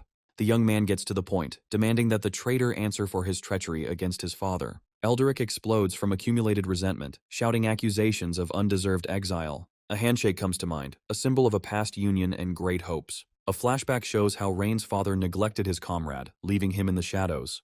The clenched fist reveals all the bitterness from years of humiliation and rejected requests. The traitor, in a rage, shifts the blame, blaming everything on the coldness and insensitivity of the ruler. Elderic states that his comrades are not rebelling, but are taking their well-deserved reward by force. The young man rejects the traitor's pathetic excuses with disappointment, considering them a boring argument. Rain, with icy calm, issues an ultimatum, offering the rebels the illusion of choice. Elderic's minions burst into laughter, taking the generous sentence as a sign of weakness. The rebellious ruler scoffs at empty threats, fully confident in his own impregnability. The traitor's overconfident ally makes a bold bet, trying to corner the guy. The terms of the bet sound like a death sentence. Failure means complete and unconditional surrender. The young man calmly asks about his reward, not doubting his victory. Elderic, in a fit of arrogance, frivolously agrees to any conditions in case of loss. The henchman issues a challenge with a predatory grin, expecting Rain to accept a bet that is clearly losing. The faithful sorceress tries to dissuade the master from a reckless argument, suggesting that he act more carefully. The devoted companion advises the master to wait for reinforcements and not to take unnecessary risks. The rebels openly mock him, provoking the young man to accept a bet that he knows he will lose. Rain accepts the challenge with a cold grin, intending to humiliate his arrogant enemies. Elderic seals the deal in front of the crowd, unaware that he has fallen into an elaborate trap. The traitor, with a cunning look, decides to add a final, decisive condition to the concluded bet. The rebel boastfully declares that the Imperial army will not be able to come to the rescue in 3 days. Elderic laughs maliciously, anticipating the enemy army capturing the young master. The powerful sorceress expresses doubt that even with magic, they will be able to break through the walls. The loyal soldier begs the young man to retreat south and await safe reinforcements. The hero maintains an icy calm, because he considers the real threat not to be the walls, but the Imperial army. Rain checks with Leia to see if the wood and hay are ready to carry out the cunning plan. The assistant reports with a smile that she is fully prepared and that a lake has been found nearby. The young man orders Selena to use ice magic to cool the water. Both companions are in sweet bewilderment, not understanding the connection between the plan and the storming of the walls. The hero declares with unshakable confidence that the wall will fall in just 3 days. A guy on a horse leads an army into attack, radiating absolute determination. Soldiers with bundles of hay fearlessly rush towards the enemy fortress. The warrior, under a hail of arrows, covers himself with a shield without dropping his strange burden. The rebel ruler is at a loss to understand the purpose of an unarmed attack. The defenders watch in amazement as the attackers simply dump the hay against the walls and retreat. Elderic, furious, demands an explanation from his subordinate, unable to understand the enemy's absurd tactics. The confused soldier makes a ridiculous guess about trying to set fire to the stone wall. An angry ruler takes it out on his assistant for his crazy idea about burning stones. The assistant, in despair, admits that he cannot find any other logical explanation for what is happening. The messenger's panicked cry confirms the crazy guess, causing Elderic to freeze in bewilderment. The defenders of the fortress watch in horror as a real flame flares up at the foot of the walls. Elderic bursts into malicious laughter, considering the young master a complete idiot. The archer, confused, asks for orders, offering to put out the fire with magic or shoot the enemy. The rebel arrogantly orders that the mages be spared, not wanting to waste his trump cards on a stupid trick. The ruler forbids the waste of arrows and magic, confident in the futility of the attack. Elderic gloats, anticipating the boy's public humiliation in 3 days. In the city lord's luxurious estate, the atmosphere is calm as he awaits the report. A subordinate reports that the enemy has stopped the useless fires near the walls. The ruler mocks the stupidity of his enemy, who burned all the firewood for the winter. The rebel, with a predatory grin, calls on his comrades to witness the idiot's surrender. On the 3rd day, everyone is confident of the lord's victory because the red-hot wall is impregnable. Elderic, from the heights of the walls, mockingly suggests that the hero put out the fire and surrender. Rain gives the nobility one last chance, offering a choice between immediate surrender and death. The traitor, perplexed, reminds the guy of the terms of the bet, considering him a madman. A young man in front of the formation reminds them of the debt of honor, driving the enemy into a trap. The rebels laugh smugly, confident that the hero will not dare break his word. Rain, looking tired, warns that the consequences of their stubbornness will be dire. Obeying the order, Selena resolutely steps towards the burning wall, preparing to attack. A powerful sorceress gathers in her hands the crushing power of the thunder element. The defenders panic and call for mages as a magical storm gathers above them. A huge bolt of lightning shoots into the sky, carrying with it destructive force. The terrified rebel mages hastily create a barrier, trying to repel the attack.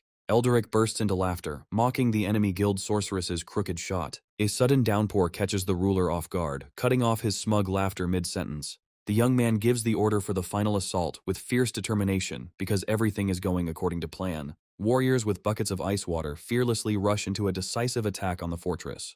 The young man and the maid carefully support the sorceress, who is exhausted after a powerful spell. The hero tenderly thanks Selena because the rain he caused was an unexpected bonus to the plan. The young man confidently reassures the girl, predicting the complete destruction of the ice wall. An alarmed Leia yells at the master to turn around, noticing a frightening change in the wall. Ice-cold water from buckets mercilessly falls on the hot stones of the fortress. Elderic is overcome with horror by the ominous crackling sound, as only powerful mages can achieve such an effect. Disbelief and panic grip the rebels as they realize that the impenetrable wall is crumbling.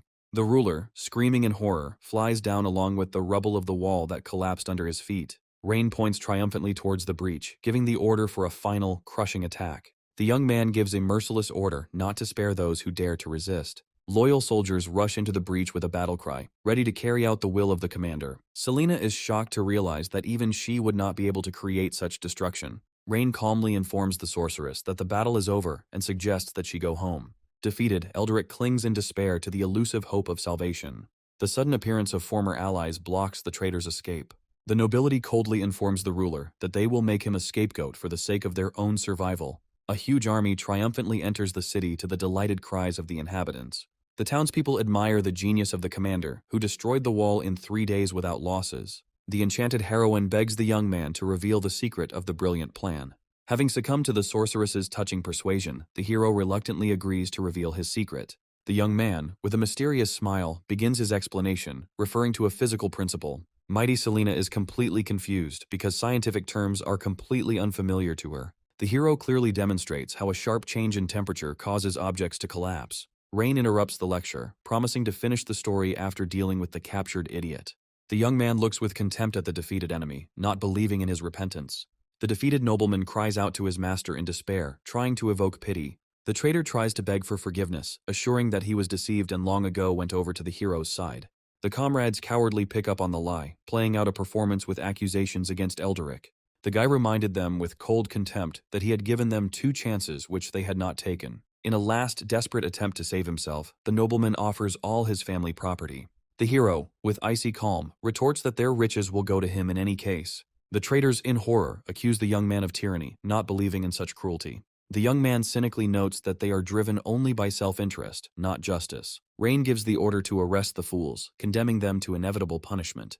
Eldrick points in horror at the cloaked man, not believing that he broke through the wall.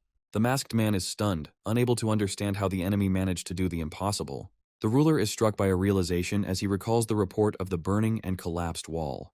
The hooded stranger vehemently denies what he heard, considering it complete nonsense. The masked character cannot accept the idea that the city fell because of such a simple trick. The masked character desperately clings to the idea of magic, unwilling to believe in the simplicity of his defeat. Eldrick shakes his accomplice in panic, begging him to run before the hero's army cuts off all routes. The sudden appearance of Rain with an icy grin blocks the conspirators' path to retreat. Complete shock paralyzes the traitors, who do not understand how their sworn enemy ended up right behind them. The young man mockingly thanks his enemies for their cowardice, which opened the way for him. The youth reveals that their soldiers surrendered without a fight after seeing the shameful flight of their commanders. The hero looks shrewdly at the mysterious stranger, trying to figure out what the mask hides. The hooded man arrogantly declares that the Imperial army will soon wipe the winner off the face of the earth.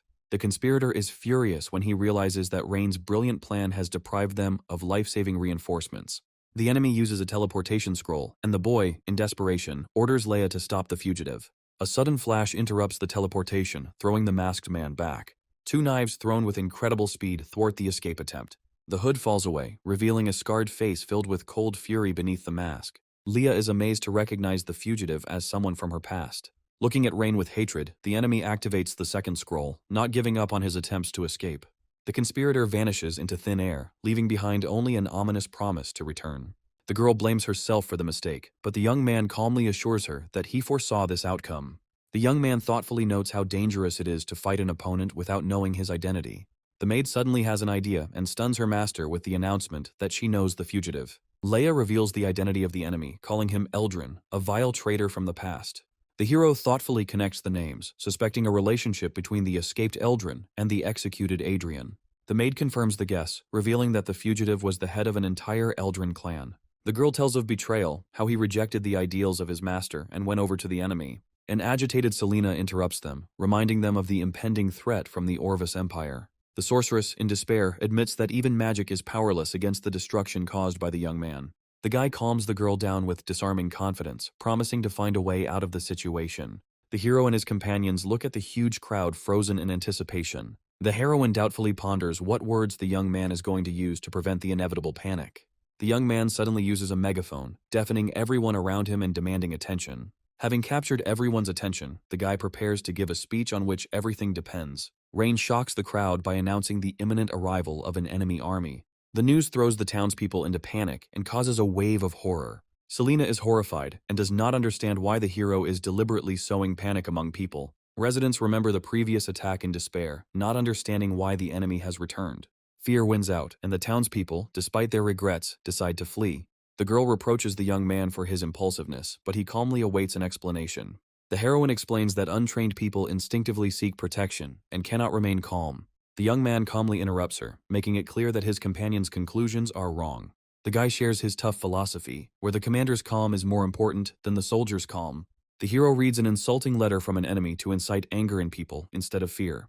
An insulting letter from an enemy turns the fear of the crowd into righteous anger. Rein challenges the people, touching their pride and awakening their fighting spirit. People united by their common humiliation roar with determination to fight back against the invaders. A wave of furious courage overwhelms the townspeople, ready to fight to the last drop of blood. Seeing their determination, Rein vows to lead the people to victory and drive out the invaders. After a stormy speech, silence falls on Lord Essling's estate, where the hero must make a decision. Caring Leia tries to persuade the tired young man to rest for at least a moment. The guy refuses to rest, realizing that every minute counts in the face of an imminent threat. Leia, full of doubts, carefully asks the gentleman about the meaning of his speech today. The hero coldly admits that his fiery speech was just a lie to control the crowd. Leia, with tears in her eyes, begs her master to allow her to save him, unable to bear the sight of the impending threat. Rein reassures the girl, telling her about the evacuation plan and his unwavering determination to fight.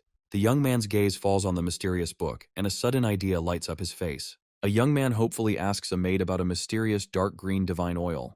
The heroine hesitantly recalls that it is a flammable substance that witches used for rituals. Reading about the properties of oil causes the guy to have an epiphany, and he guesses the essence of the discovery. The hero is struck by a brilliant idea and impatiently demands to see the oil from the pantry. A boy and a girl rush to a guarded door, behind which their only salvation may be hidden. Rein gives a decisive order to the soldiers to immediately find the barrel with the precious substance. The young man sternly warns about the danger of fire, hinting at the incredible power of the resource found. Open chests of gold become irrefutable evidence of years of corruption. In the face of untold riches, the young man already sees the future prosperity that will come after victory. The soldiers roll out the heavy barrels with difficulty, reporting the successful completion of the search. Rein rushes towards the found barrel with childish delight, anticipating triumph. Under the lid of the barrel there is a mysterious liquid, confirming the hero's boldest guess. A devilish grin lights up the guy's face, because he now holds the key to saving the entire city in his hands. The scene suddenly shifts to a sinister military camp of the enemy Orvis Empire. The spies who failed the mission report their failure in disgrace to the powerful Lord Castile. Icy contempt shines through the Lord's gaze, who had expected failure, but not such pathetic incompetence. The formidable Grand Duke Castel Waldron delivers his verdict, shocked at the speed of the city's loss. The subordinate desperately makes excuses, blaming the loss on Rein's forbidden spell. The news of magic makes Castile think about betrayal for the sake of saving someone else's son. The spies confidently convince the Lord that the destroyed wall is the perfect chance for an attack. The Duke dismisses the losers with disdain, making it clear that he does not need their advice. Aldwin, confused, tries to remind them of their joint plan, but is met with cold indifference. Castile, with a sinister grin, reveals the spy's true identity, declaring him in exile. The scroll thrown on the floor becomes a symbol of final and irrevocable betrayal. Realizing that he has been used, Aldwin explodes in rage and impotent anger. The Duke, without a shadow of a doubt, gives the order to seize his former ally and throw him into prison. The traitor's desperate cries are drowned out by the silence as the guards lead him away. Left alone, Eldrick is horrified to realize that the same fate awaits him as his betrayed partner. Lord Castel weighs the fate of the traitor, trembling with fear, with icy calm.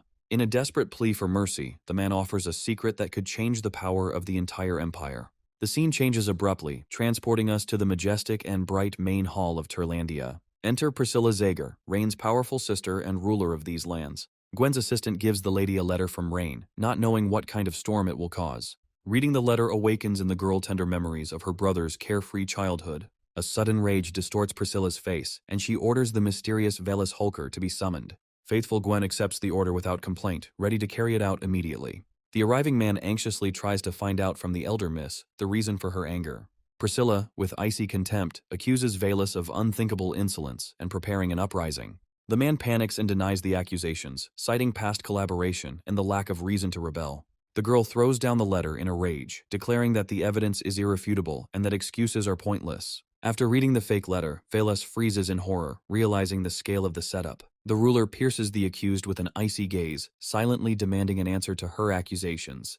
In desperation, the man tries to shift all the blame onto a certain Caesar, protecting the Holker family. He admits to the correspondence, but swears that he was only trying to bring a fool to his senses and asks for leniency. Velus's sincere reaction makes Priscilla doubt his guilt, raising suspicion. Seeing a shadow of doubt, the man, with tears in his eyes, begs for his family to be given a chance to prove their loyalty. The lady weighs the pleas coldly, maintaining an impassive expression on her face and complete control over the situation. In a desperate attempt to prove his loyalty, Velus offers his only daughter, Rosalind, as commander of the army. The ruler coldly weighs the proposal, reminding her of the terrible price of possible failure for the Holker family. The man, kneeling, assures of the family's boundless devotion, ready to make any sacrifice for the sake of the mistress. Remembering the past good deed, Velus begs even more desperately for a chance to prove their loyalty. Having made her decision, the ruler gives Gwen an icy order to establish covert surveillance on Rosalind. The girl's gaze becomes steely, and she delivers a merciless verdict in case of the slightest mistake. Meanwhile, the transformed Esling meets the enemy with new, impregnable walls and a moat. Lord Castle looks out over the changed city with the traitor Elderic, assessing the new defenses. The traitor ingratiatingly promises the Lord an easy victory as soon as he breaks through the defense. The man notes with growing alarm that Rain has not only restored the wall with magic, but is also digging a new moat. Grand Duke Castle bursts out laughing, considering Rain's decision to waste magic on the wall the height of stupidity. Elderic looks at the jubilant lord in bewilderment, not understanding the reason for joy in the face of increased defense. The new wall hides a fatal vulnerability, as the nearby lowland negates all fortifications. The Duke explains that mages could become a decisive force in defense, repelling any attacks. Now the mages of the Rain are exhausted, because all their precious energy went into the stone, leaving the city defenseless. The traitor ingratiatingly admires the Lord's wisdom, realizing the genius of his simple plan. The soldier suggests going around the fortress and isolating it in order to enter the city without an unnecessary assault. The Duke's icy gaze silences the soldier, for any doubt in his strength is tantamount to an insult. The horrified warrior falls to his knees, trying to explain that he only wanted to avoid unnecessary casualties. The Duke coldly declares that death in battle is inevitable, and this city will only be a training ground for his new recruits. Duke Castile presumptuously flies in to give him a dressing down, anticipating the young master's quick surrender. Rain is desperately looking for a solution, as time runs out to complete the system task. The maid interrupts the boy's thoughts with news of the arrival of the Grand Duke and his magicians. Coming out onto the wall, the young man is faced with an arrogant offer from an enemy hovering in the sky. The hero and his soldiers' cheeky laughter echoes throughout the area, mocking Castile's pomposity. The maid, with an imperturbable expression, confirms that this smug fool is the Grand Duke. The Lord is furious at such disrespect, because even Rain's father did not dare to contradict him. The young man looks calmly at his enraged opponent, his cold question full of hidden threat. The Duke moves on to direct threats, promising a bloody massacre in case of refusal to surrender immediately. But Rain turns the tables with a grin, boldly offering the invader his own chance. Rain, with cold confidence, suggests that the enemy get out while he is still alive. Duke Castile notes with disdain that the youth has no understanding of the balance of power. The Lord reminds of his 10,000-strong army, preparing to give an order with one movement of his hand. With an imperious gesture, the Duke issues his final ultimatum, demanding immediate capitulation. Ignoring the threats, Rain calmly orders the maid Leah to teach the impudent man a lesson. The look of the modest-looking girl becomes icy, and a deadly weapon is hidden under her dress. In an instant, the maid turns into a tornado, launching a lightning blade at the enemy. At the last second, the magician manages to create a protective barrier, screaming in horror about the danger. The incredible force of the throw shatters the magic shield into pieces, leaving no chance for defense. The blade leaves a bloody mark on the shocked Duke's face, wiping away all the arrogance from the man. The shocked mage rushes anxiously to the wounded Lord Castile, not believing what has happened. The Duke touches the bleeding wound in silent rage, humiliation boiling inside. Rain, with icy calm, throws out a warning that the next blow will be fatal. The humiliated Duke hastily retreats together with the magician, escaping in shameful flight. The return of the disgraced lord leaves the soldiers unaware of the failure, baffled. Blinded by a thirst for revenge, Castile gives the order for an immediate assault, dreaming of a brutal reprisal. One of the warriors dares to object, reminding them of the army's fatigue after the grueling march. The Lord's fury falls upon the soldier, the cry calling into question the very valor of the imperial army. The frightened warrior tries to reason with the commander, pointing out the tactical necessity of preparing for a siege. The Duke's anger turns into hysteria. He accuses his own soldiers of complete incompetence. Trying to justify his haste, Castile claims that a surprise attack will catch the enemy off guard. The soldiers look at the Lord in horror, realizing the folly of his order. Filled with rage, the Duke roars the order for an immediate attack, refusing to listen to objections. In the Orvis Empire camp, there is a deceptive calm before the storm that their commander is preparing. Exhausted by the 3-day march, the soldiers complain of mortal fatigue and the hardships of service. One of the warriors, with a sly smile, intrigues his comrades, promising to tell them something interesting.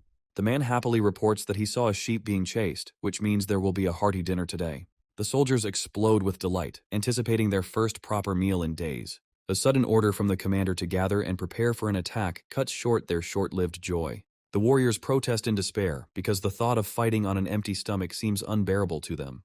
The commander harshly suppresses the grumbling, demanding unquestioning obedience from the exhausted soldiers. There is a tense atmosphere on the city wall as the assistant awaits the order to act from Rain. Observing the enemy, the young man wonders about the weakness of the renowned Orvis army. The veteran confirms with a heavy voice that he once dealt with these formidable warriors. Even the defenders find it funny to see the attacking soldiers staggering from weakness. An experienced warrior gives his verdict. Before them is not a seasoned army, but hungry, inexperienced youths. Ryan is completely perplexed. The very idea of soldiers starving before an attack seems wild. The subordinate puts forward the first version, suggesting a banal shortage of food in the enemy camp. The guy's face turns icy. He feels that there is something more sinister behind this. A terrible guess is revealed. The Grand Duke is using his people as human shields and cannon fodder. Righteous anger fills Rain at the thought of how a ruler can do this to his own people. The assistant bitterly explains that most leaders, unlike the youth, are as cruel as Duke Castile. Cold determination fills the guy. If the enemy considers people cannon fodder, then there will be no mercy. The subordinate tensely awaits the order, knowing that they have enough arrows to destroy the recruits. An unexpected smile appears on the young man's face. His decision not to shoot puzzles his comrade. Rain gives a new order to Celine, calling on all the city's mages to unleash the power of the ice element on the enemy. The girl unleashes a devastating spell, creating dense, dark clouds of icy wind. Lord Castile bursts out laughing, calling Rain a complete idiot for wasting magic on new recruits. The commander looks at his duke in bewilderment, not understanding the reason for such joy.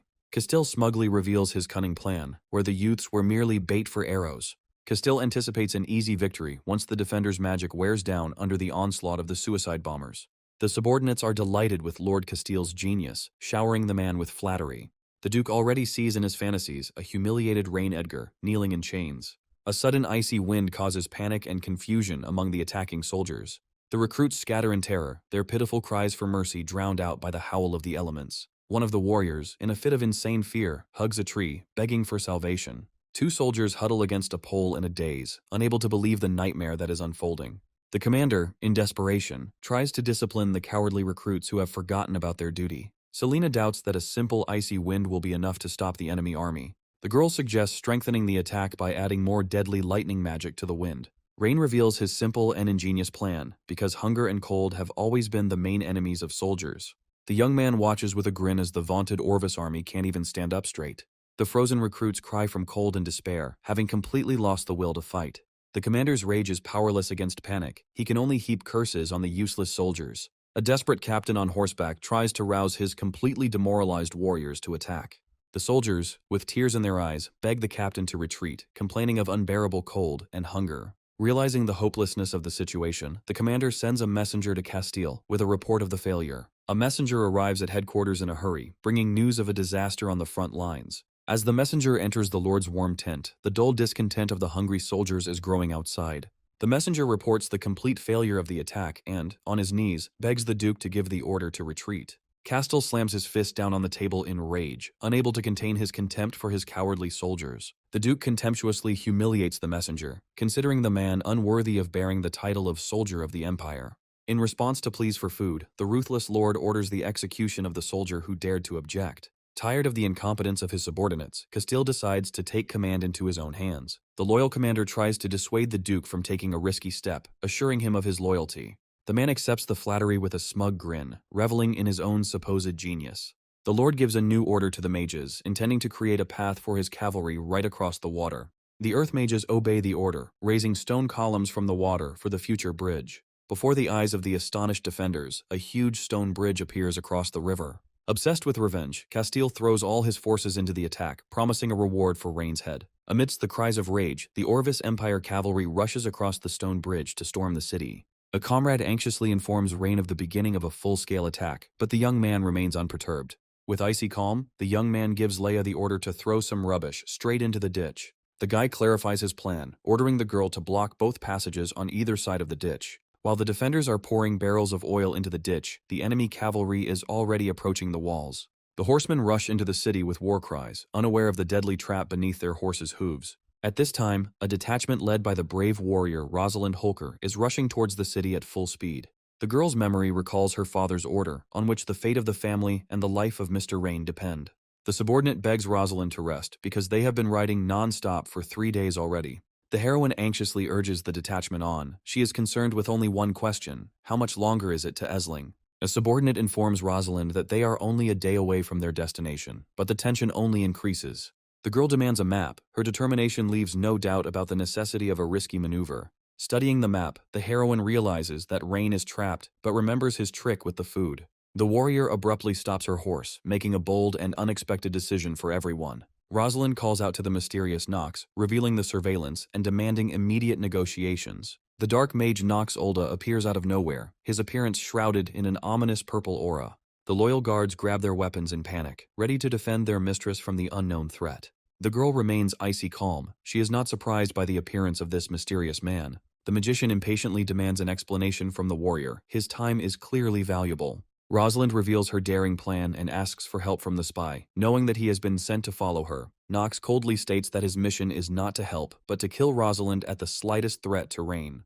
The heroine, with a sly smile, reminds the magician that their common goal is the safety of the master. Intrigued, Nox Olda finally gives in, his curiosity outweighing his original orders. The girl reveals her plan of attack. She intends to bypass the enemy and strike at the rear of the Orvis army. Rosalind tasks the mage with a deadly task: block the river and wait for the signal to flood.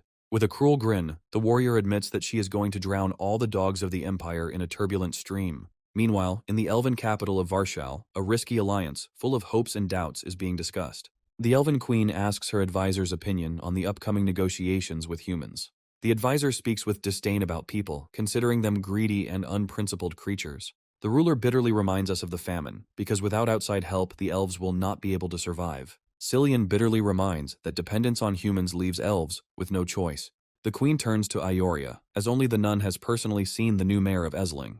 The girl describes the young man in confusion, having difficulty choosing words between meanness and genius. The nun enthusiastically tells how, thanks to the guy's advice, the elves saved money and got food. Cillian is intrigued, his disdain for humans giving way to genuine interest in the new mayor. The advisor listens to Ioria's story with bewilderment, not believing in the existence of an intelligent person. The elf recalls the constant autumn wars, doubting the sincerity of people's intentions.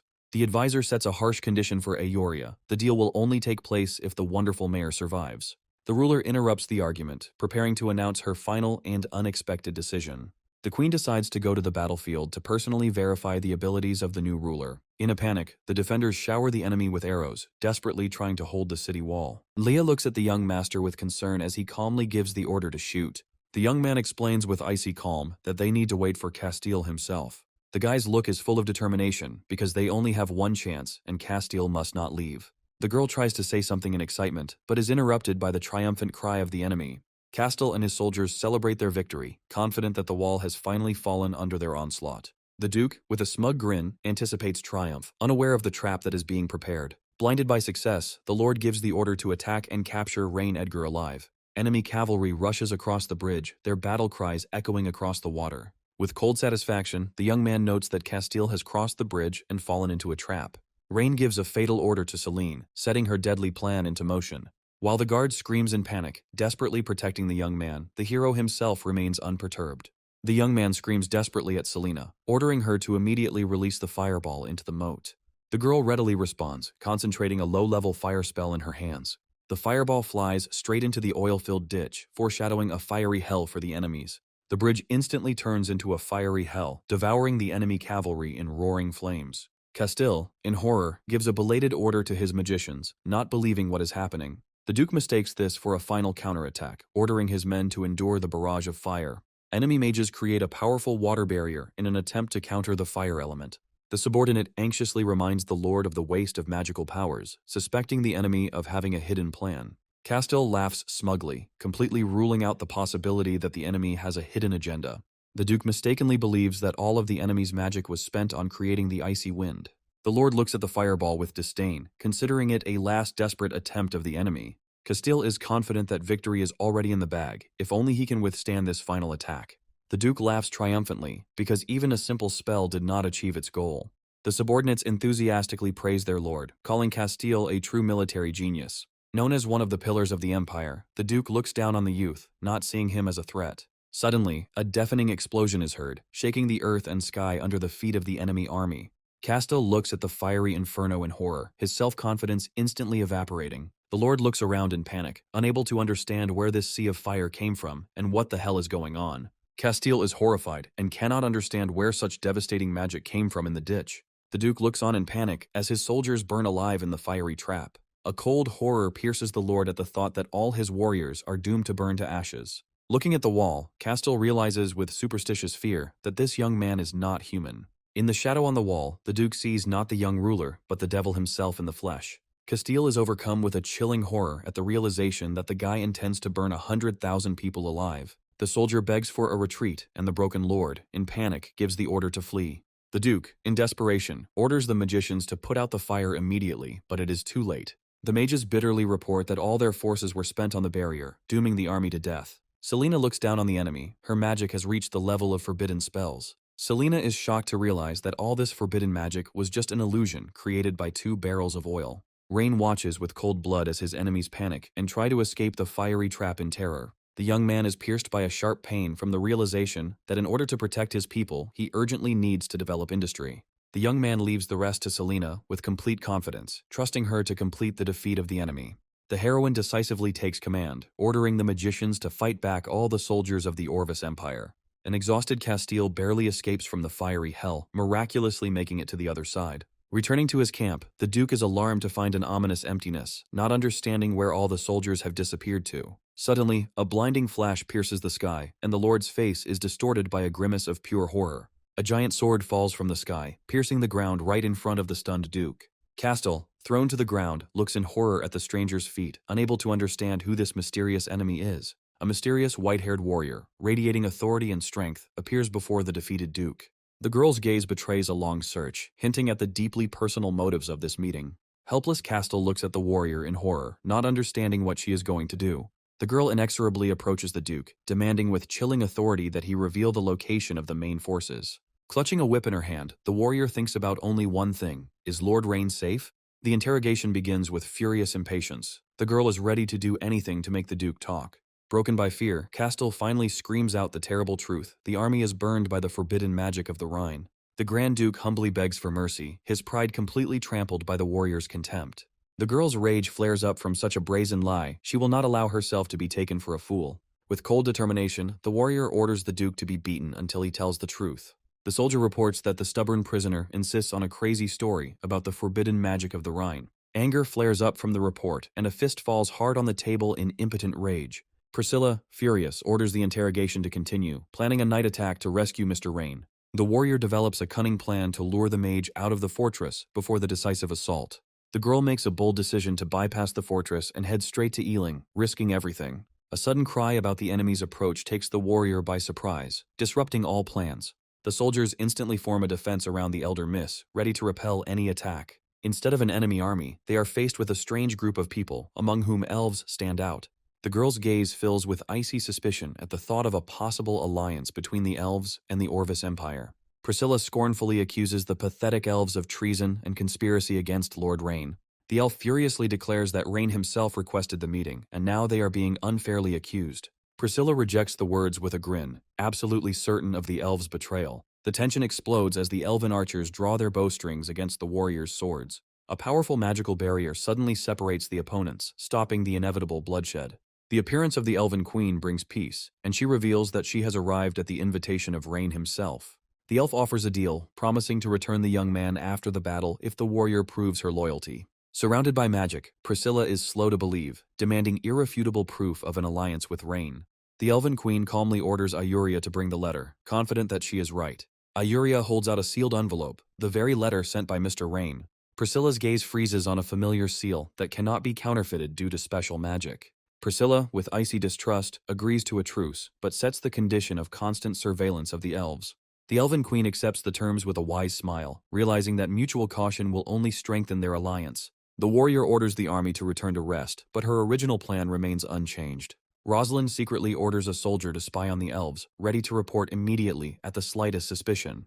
The elf asks the queen in bewilderment why they should trade with people who do not trust them at all. The elf, with sad wisdom, replies that if people trusted easily, they would not be people. Deep down, the queen places desperate hope in Rain, seeing him as the only chance to change the elves' ruined future. The uneasy calm in the camp is interrupted by a scout returning with a report, desperately calling for the senior miss. The news that the border fortress is flying the flag of the Edgar family, not the Empire, leaves Rosalind in shock. A cold horror pierces the girl when she realizes that the beaten Duke of Castile had been telling the truth from the very beginning. Realizing the truth, Priscilla rushes to help Mr. Rain without hesitation, casting aside all doubts. The girl decisively orders the flag to be raised so that Rhine's troops know about the arrival of the Allies. The army rushes forward without stopping, ready at any cost to break through to Ealing before nightfall. Rain stands alone in the middle of a battlefield strewn with enemy bodies, a cold emptiness in his eyes. The young man is consumed with frustration and laments the loss of manpower that could have been used. Leah watches the gentleman with concern, mistaking the boy's gloomy expression for sorrow. The girl sincerely believes in the kindness of the young man, thinking that he is worried about the death of the invaders. The maid tries to console the young man, not realizing that the reason for Rain's sadness lies elsewhere. The sudden appearance of a messenger with news of the approaching cavalry of the Orvis Empire breaks the oppressive silence. The soldier's report about the second Mrs. Flag leaves Rain completely baffled, ruining all plans. Rain enthusiastically presents his vision to the Elven Queen, promising to turn Ealing into the pearl of the continent. The young man declares that by investing in his plan, the elf will become not just a builder, but the founder of a legendary city. The queen is intrigued by the bold business plan, but there is deep doubt in her eyes. The elf objects that her people are accustomed to living in harmony with nature and do not need human benefits. The young man confidently rejects her arguments, accusing the queen of narrow-mindedness. With a sly smile, Rain states that demand is never born on its own, it is created. The elf calmly retorts that many human needs mean nothing in the eyes of her people. The queen gently warns Lord Rain that many human empires have fallen because of their own desires. The guy agrees, but immediately adds that it is desire that is the impetus that motivates the world to progress. Rain gives a simple example of how the desire to fly in the skies led people to invent airplanes. Rain continues to convince, citing the invention of submarines as a result of the human desire to conquer the depths. The young man paints a picture of space exploration, proving that the desire to understand the universe drives progress. The young man with the burning eyes guarantees the queen unprecedented satisfaction from ruling the world from above. The elf coldly objects, recalling the 1,000-year history of her people, free from the slavery of desires. The guy with a gentle smile hints that, as long as there is a desire, the elves have a chance for a different, better future. Rain's words cause the queen to remember a terrible vision of the future, and hope for salvation begins to arise in her. The elf acknowledges the young man's eloquence, but asks for time to think and advice from her people. Rain confidently agrees, making it clear that he is ready to wait for investments at any time. Suddenly, the hero calls Leah, interrupting the farewell and preparing the last decisive argument.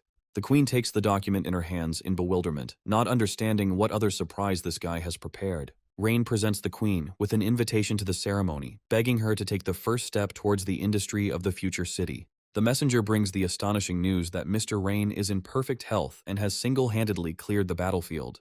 Priscilla can't believe how one man could stand against the Orvis Empire's 100,000-strong army. Realizing that the forbidden magic was true, the girl rushes to Mr. Rain without hesitation. The warrior abruptly stops her horse, her determination frozen in the air before the inevitable meeting.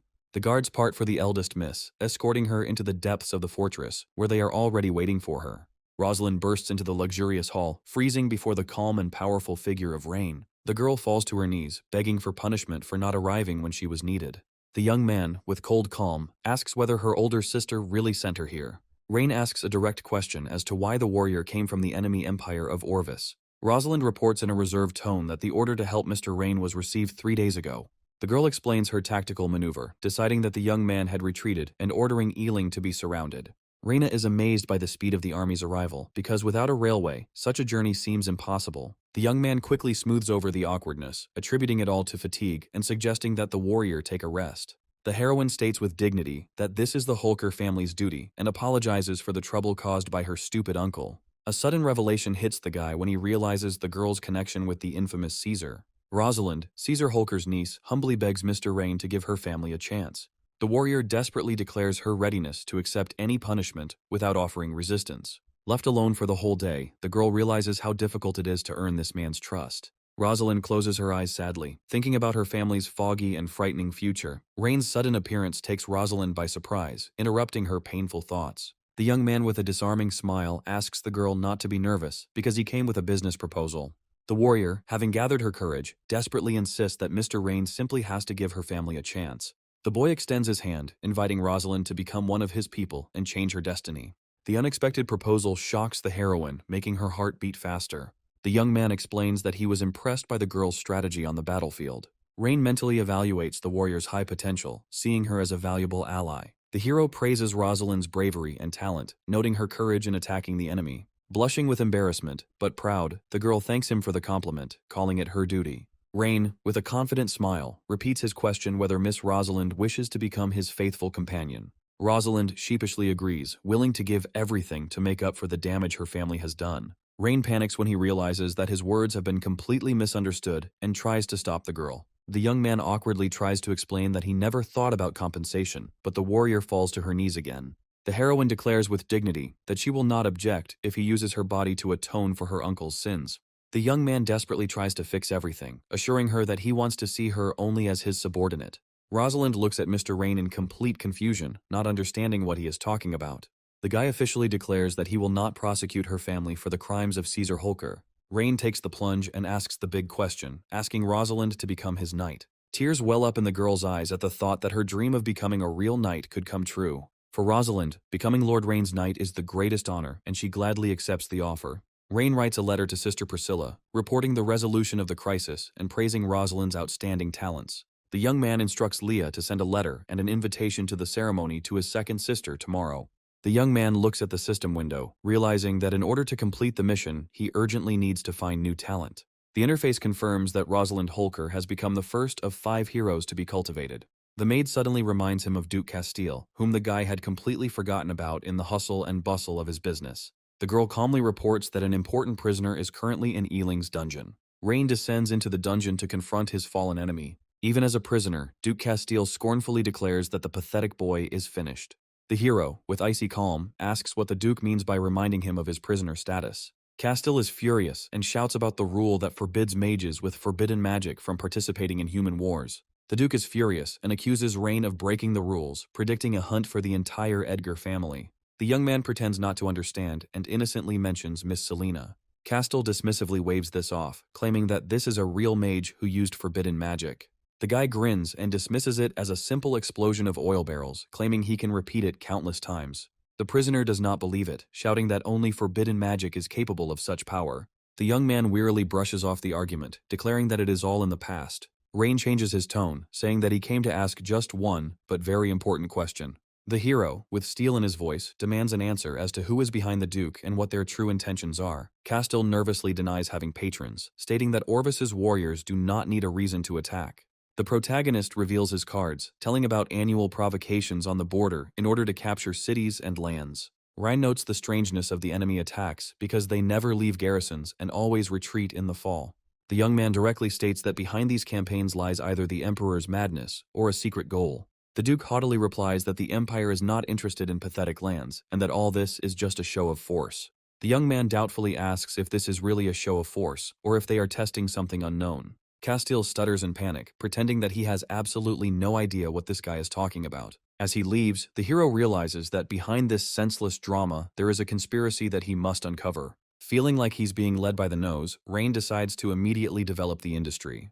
10 days later, Raina's sister Priscilla reads a letter in which her brother asks him to make Holker his subordinate. Priscilla coldly orders the maid to tell Vilas that his brother is pleased with his daughter, and now the fool can calm down. The girl studies the invitation to the dam's completion ceremony with interest, trying to figure out her brother's new plan. The maid Gwen, with feigned modesty, admits that she is not given to comprehend the brilliant wisdom of young Master Rain. Priscilla, with a sly smile, decides to personally go to her brother's lands to see the mysterious dam with her own eyes. Gwen reluctantly agrees, hiding her own thoughts about her mistress's plans behind her submissiveness. The girl, with playful curiosity, instructs the maid to find several girls similar to Rosalind in order to understand her brother's taste.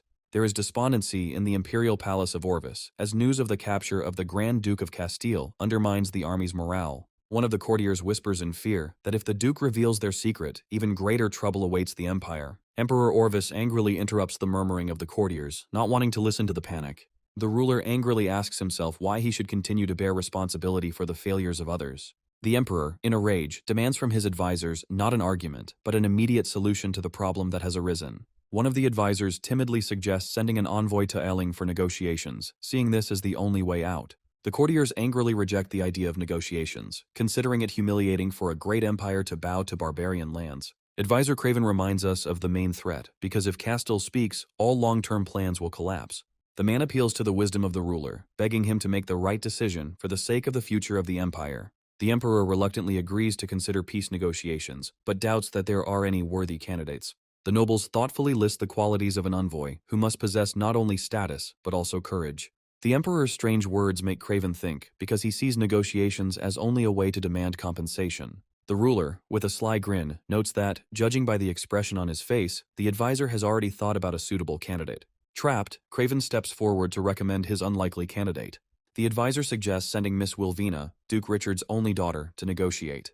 The court explodes with indignation, because Wilvina's father was recently imprisoned for insulting his majesty.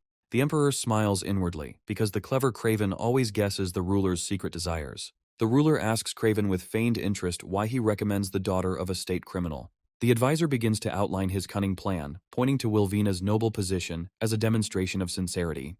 The man continues, noting the young girl's eloquence and determination as a second reason for choosing her.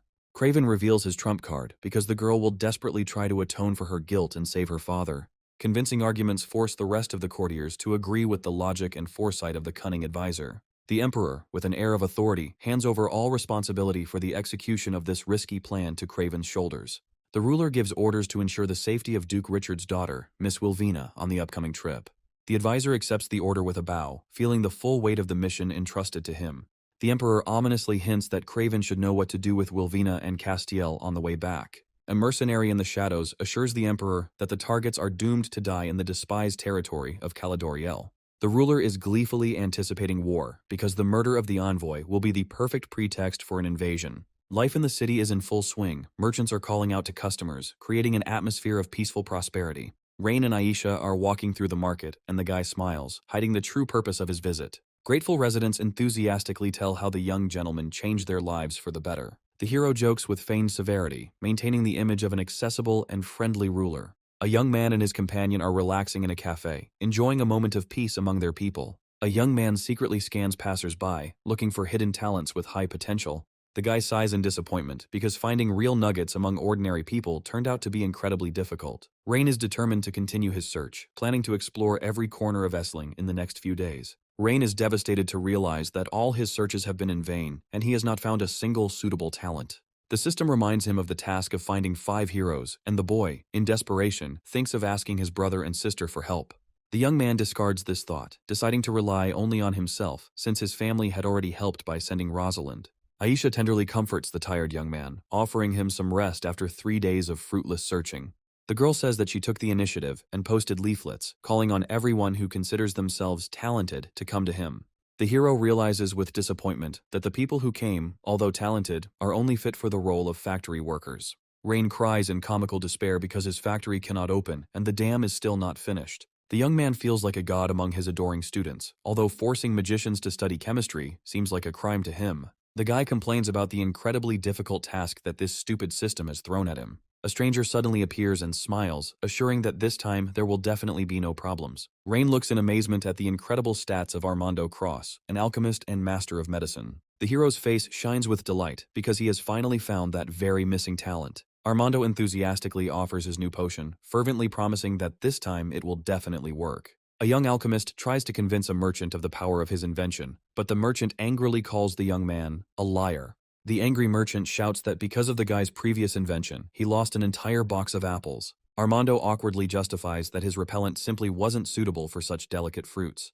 The verbal altercation escalates into a brawl, and the merchant begins to shake the hapless inventor. Rain watches the scene in amazement, not believing that such a genius could find himself in such a situation. Aisha looks at what is happening with doubt, not understanding how this dubious alchemist attracted the attention of the master. The girl is full of determination and will not allow some deceiver to fool her dear young master Rain. Armando sits on the ground in despair, hungry and depressed after another failed attempt to sell his potions. Rain confidently approaches the alchemist, expressing a keen interest in his dubious concoctions. Armando's face instantly lights up with hope because he sees in the rich stranger his chance to hit the jackpot. The alchemist begins to ingratiatingly praise Rain, recognizing him as a true connoisseur at first glance. The young man proudly shows off his potions, assuring that he has a remedy for any occasion. Rain curiously asks who he is since he has never met this guy in Esling before. The guy introduces himself to Armando, explaining that he is a hermit alchemist and rarely comes into town.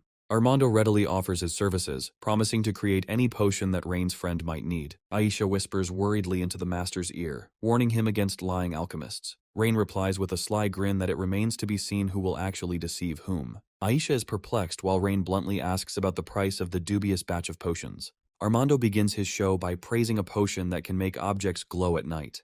The alchemist continues his presentation, promising superhuman speed to anyone who drinks the green potion. The guy with a sly grin hints at a special potion that can give pleasure all night long. Rain rejects the low-quality product with open disappointment, demanding to see something better. An offended Armando seethes with pride, declaring that he will not hold back now. Aisha glares at the impudent man, silently threatening him for his insolence towards the young master. The inventor is frightened by the formidable appearance of the maid, warily pointing her out to his potential buyer. Rain coolly exposes the potion's composition, offering a cheaper, non-toxic, and effective analog. Armando stands in complete shock, unable to believe that this stranger was able to reveal his secret recipe. Armando furiously defends the secrecy of his recipe, but Rain merely dismisses his claims with a mocking wave of his hand. The hero coldly calls the alchemist's knowledge basic chemistry, completely devaluing his so-called art. The inventor, in shock, accuses the stranger of stealing his personal notes, not believing in such deep knowledge. Rain sneers, asking what the point is in reading the writings of a penniless alchemist who can't sell his wares.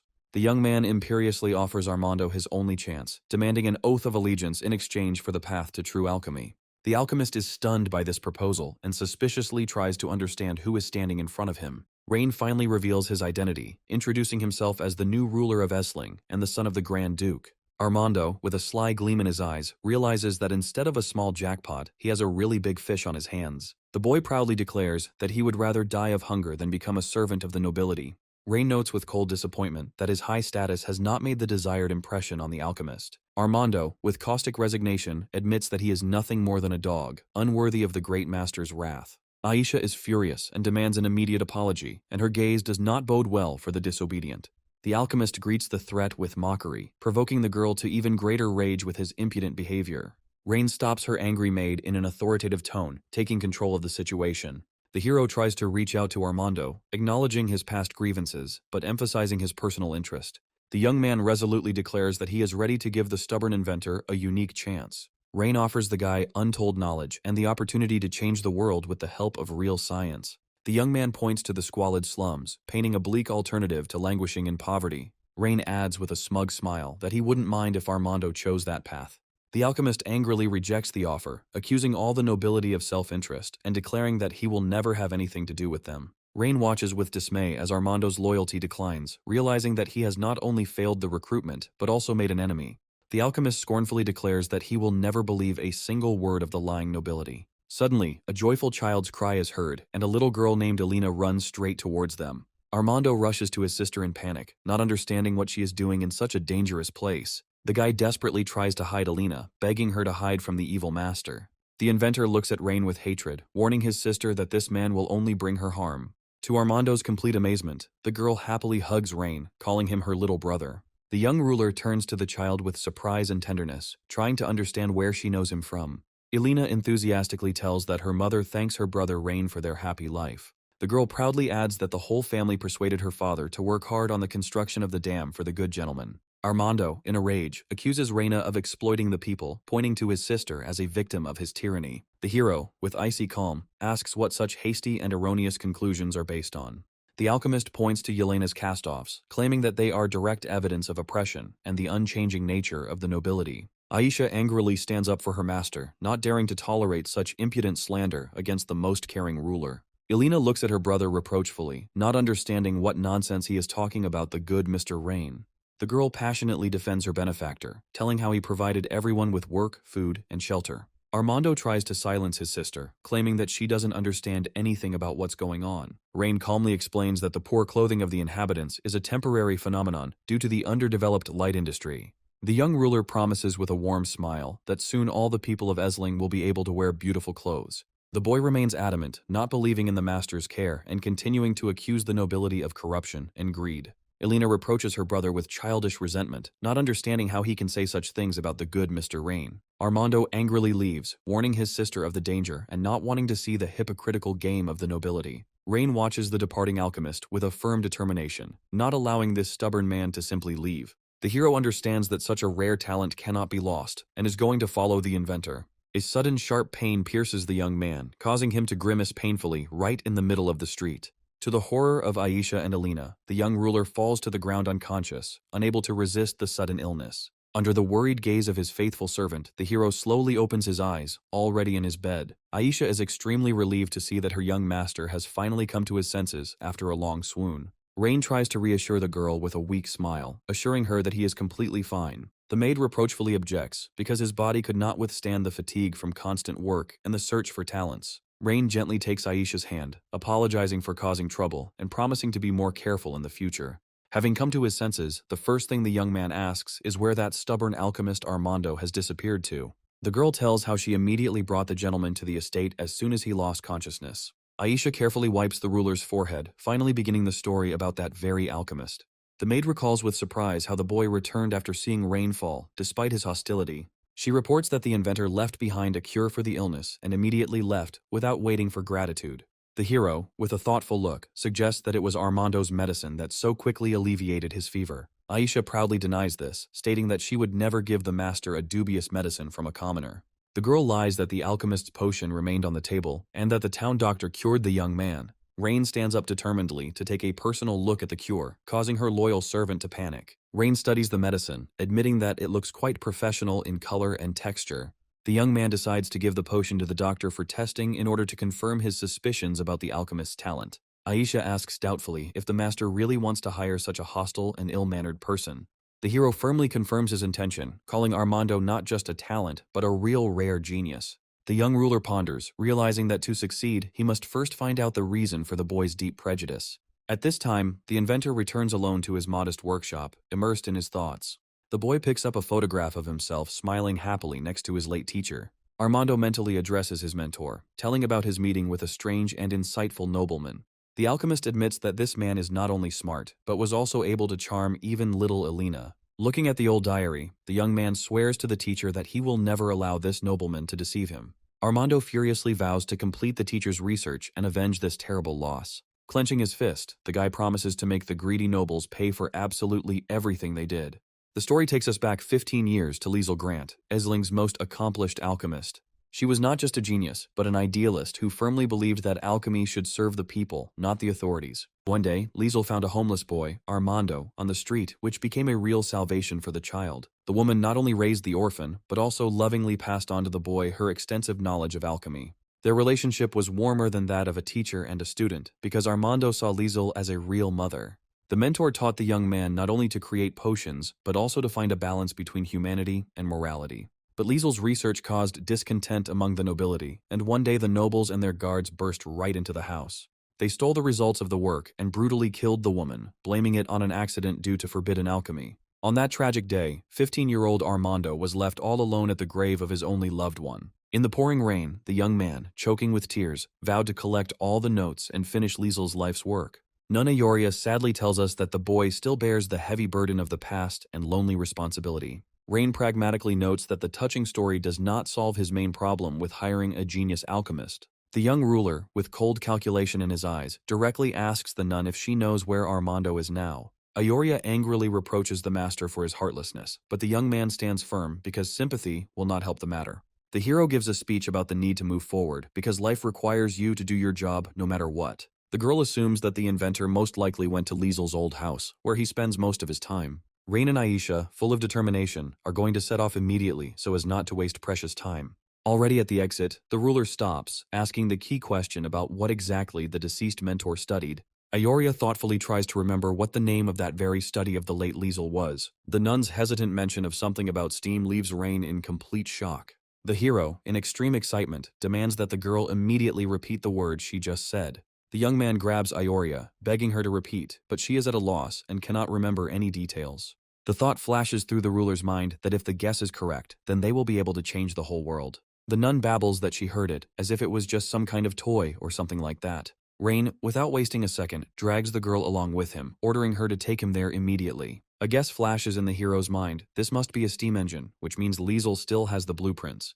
For the man from the past life, the steam engine was an ancient thing, known only in theory and facts. As a mechanical engineer, the young man has an innate understanding of detail, which gives him an incredible advantage. Ryan had always dreamed of recreating a steam engine, but he desperately lacked the actual drawings and the basic idea. A spark of hope lights up in the young man's eyes, because with Liesel's notes, he will be able to solve the mystery and restore the engine.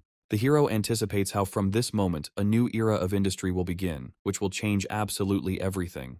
Arriving at the place, the ruler calls the alchemist, catching him by surprise right next to the unfinished mechanism. Armando, in a panic, decides that he must under no circumstances show the legacy left by his mistress. The inventor greets the uninvited guests with hostility, rudely declaring that they are not welcome here at all. Rain walks past resolutely, asking point-blank where the notes the teacher left are. The guy grabs the gentleman by the shoulder, advising him to abandon this idea before it is too late. The young man furiously shouts that he will never give up the teacher's notes, but Ayoria tries to calm him down. The nun gently explains that young Master Rain only wants to see if the records contain anything that will help the city. Armando, in desperation, puts a knife to Rain's throat, demanding that he leave immediately. The guy shouts with hatred that this is no place for such vile nobles as the uninvited guest. Aisha watches the scene with alarm, ready to protect her master from this crazy idiot. The hero confidently stops his assistant, making it clear that he will deal with this situation himself. The young ruler slowly approaches the inventor, pityingly calling the alchemist a real fool. The young man explains that Armando does not even realize the true significance of the steam engine for the entire world. Rhine accuses the guy of not fulfilling Liesel's will, but on the contrary, ruining the great discovery. The inventor explodes with anger, not understanding who this man thinks he is to lecture him. The ruler, with a sly smile, offers to make a bet to resolve the dispute once and for all. The alchemist freezes in bewilderment, clutching the knife in his hand and asking suspiciously what bet they are talking about. Rain sets a condition. If he makes Liesel's device work, then Armando will obediently work for him. In case of failure, the young man promises to immediately leave Ealing and never return here again. The inventor bursts into laughter, considering the noble gentleman's proposal to be the funniest joke in his life. The guy asks with a grin how a nobleman who doesn't know the potion dares to say such a thing. The ruler, with a slight smile, takes the answer as consent to the terms of the deal he proposed. The alchemist accepts the deal, but with a cheeky grin declares that it will not be enough. Armando demands that if he loses, Rain kneels before his teacher's grave and asks for forgiveness. Ioria, horrified, tries to stop the boy, claiming that the young master has no evil intent. The young man, with his arms crossed over his chest, looks defiantly at the ruler, waiting for his answer.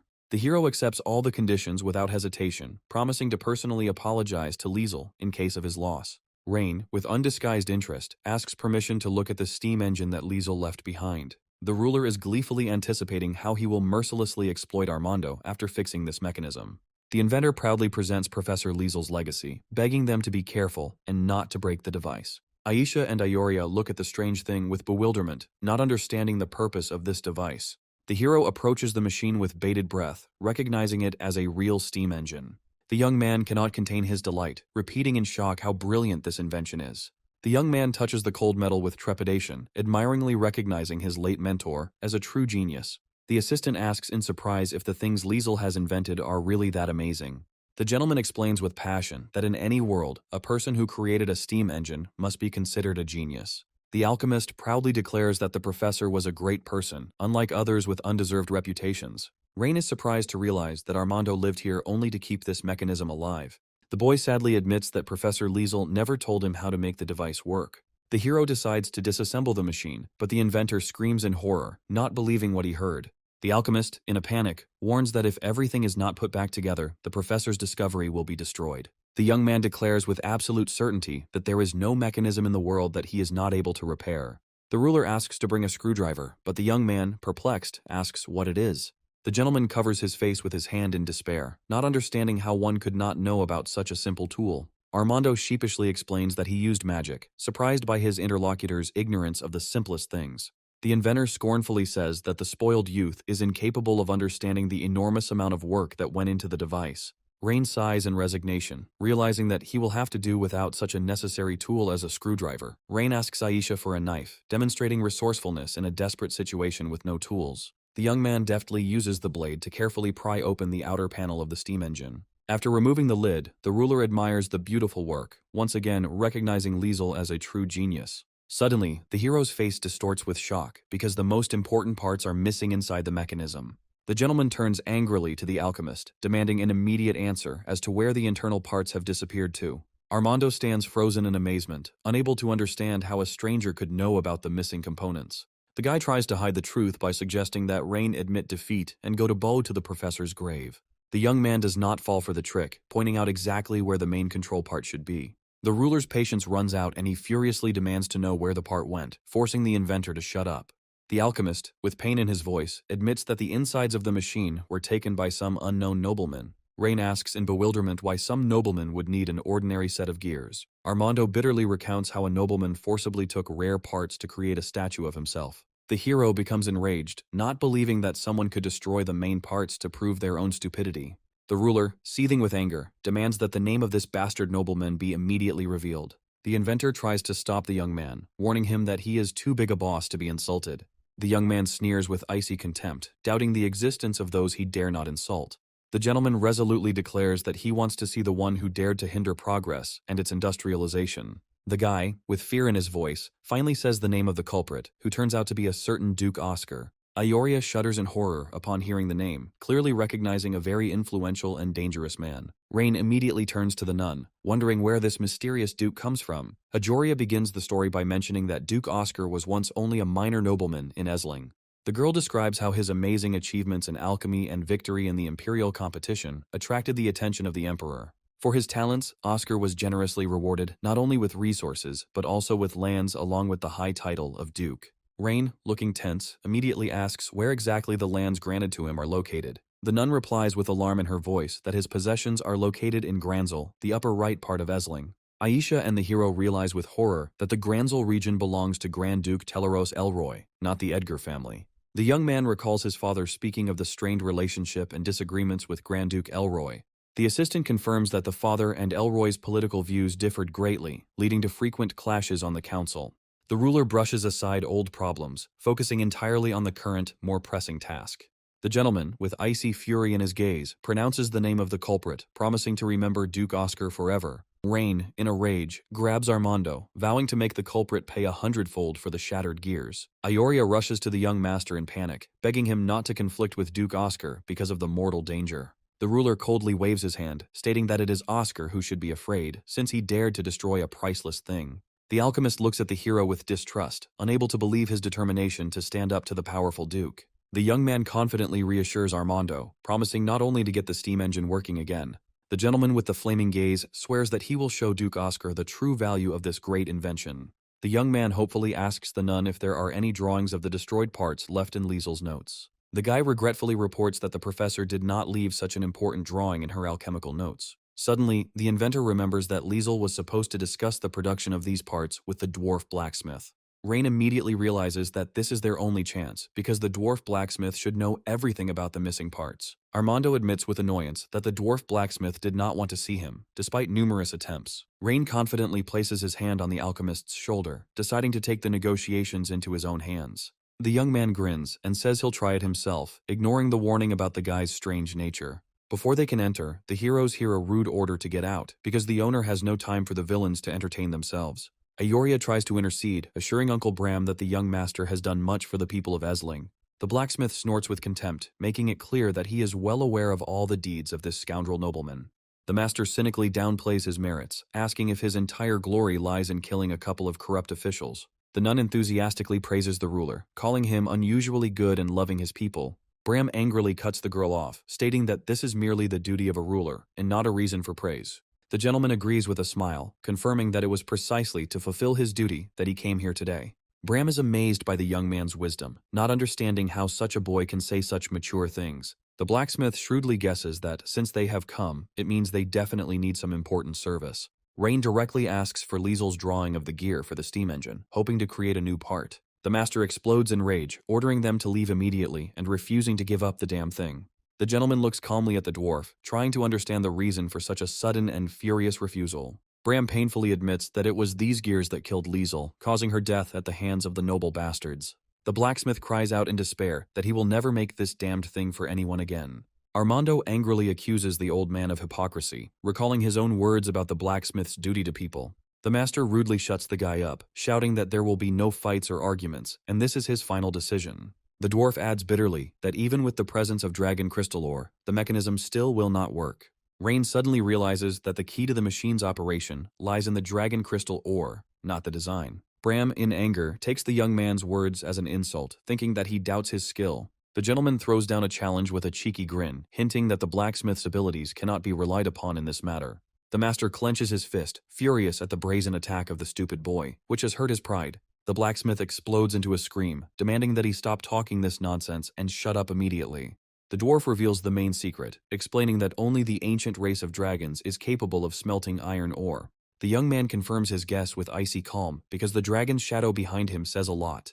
The ruler points to the furnace, bluntly stating that its temperature is not sufficient to smelt the required ore. Bram bitterly admits that there is no oven on the entire continent capable of handling the task. Rain, with a confident smirk, challenges him to create what everyone thinks is impossible and asks if the master will believe him.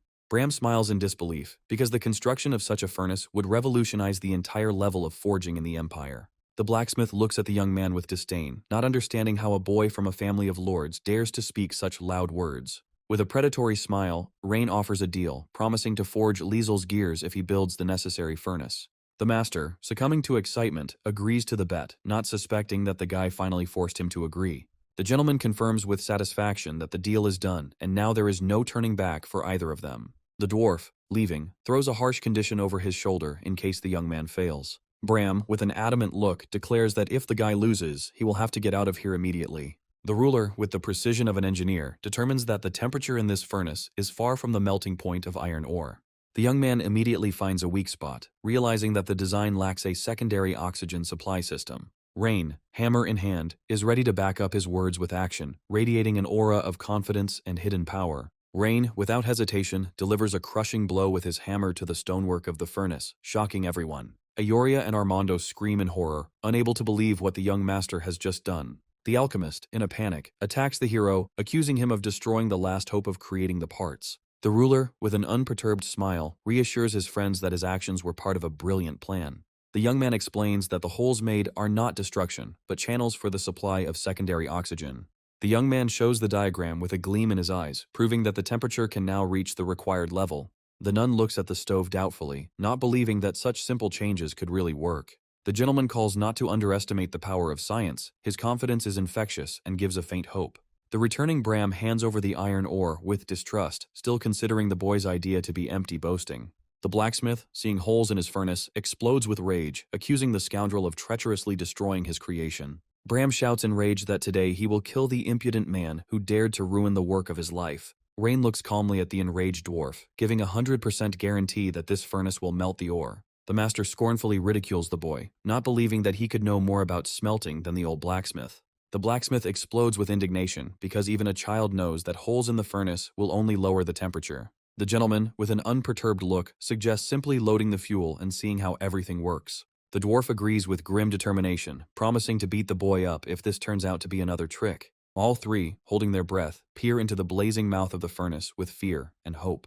Bram's eyes widen in shock as he sees molten metal pouring out of the furnace. Armando and Ayoria babble in amazement, unable to believe that the iron ore has actually melted. The master looks at his oven in complete confusion, not understanding what the hell made it work. Rain, with a triumphant grin, asks what it is like, Mr. Bram, to see the impossible with your own eyes. Bram is completely stunned, his world turned upside down by the miracle he has seen. The blacksmith shakes the boy in despair, demanding to reveal the secret of how the furnace was able to melt iron. The young man calmly explains that it is all about the principles of pneumatics, offering to devote time to a lecture.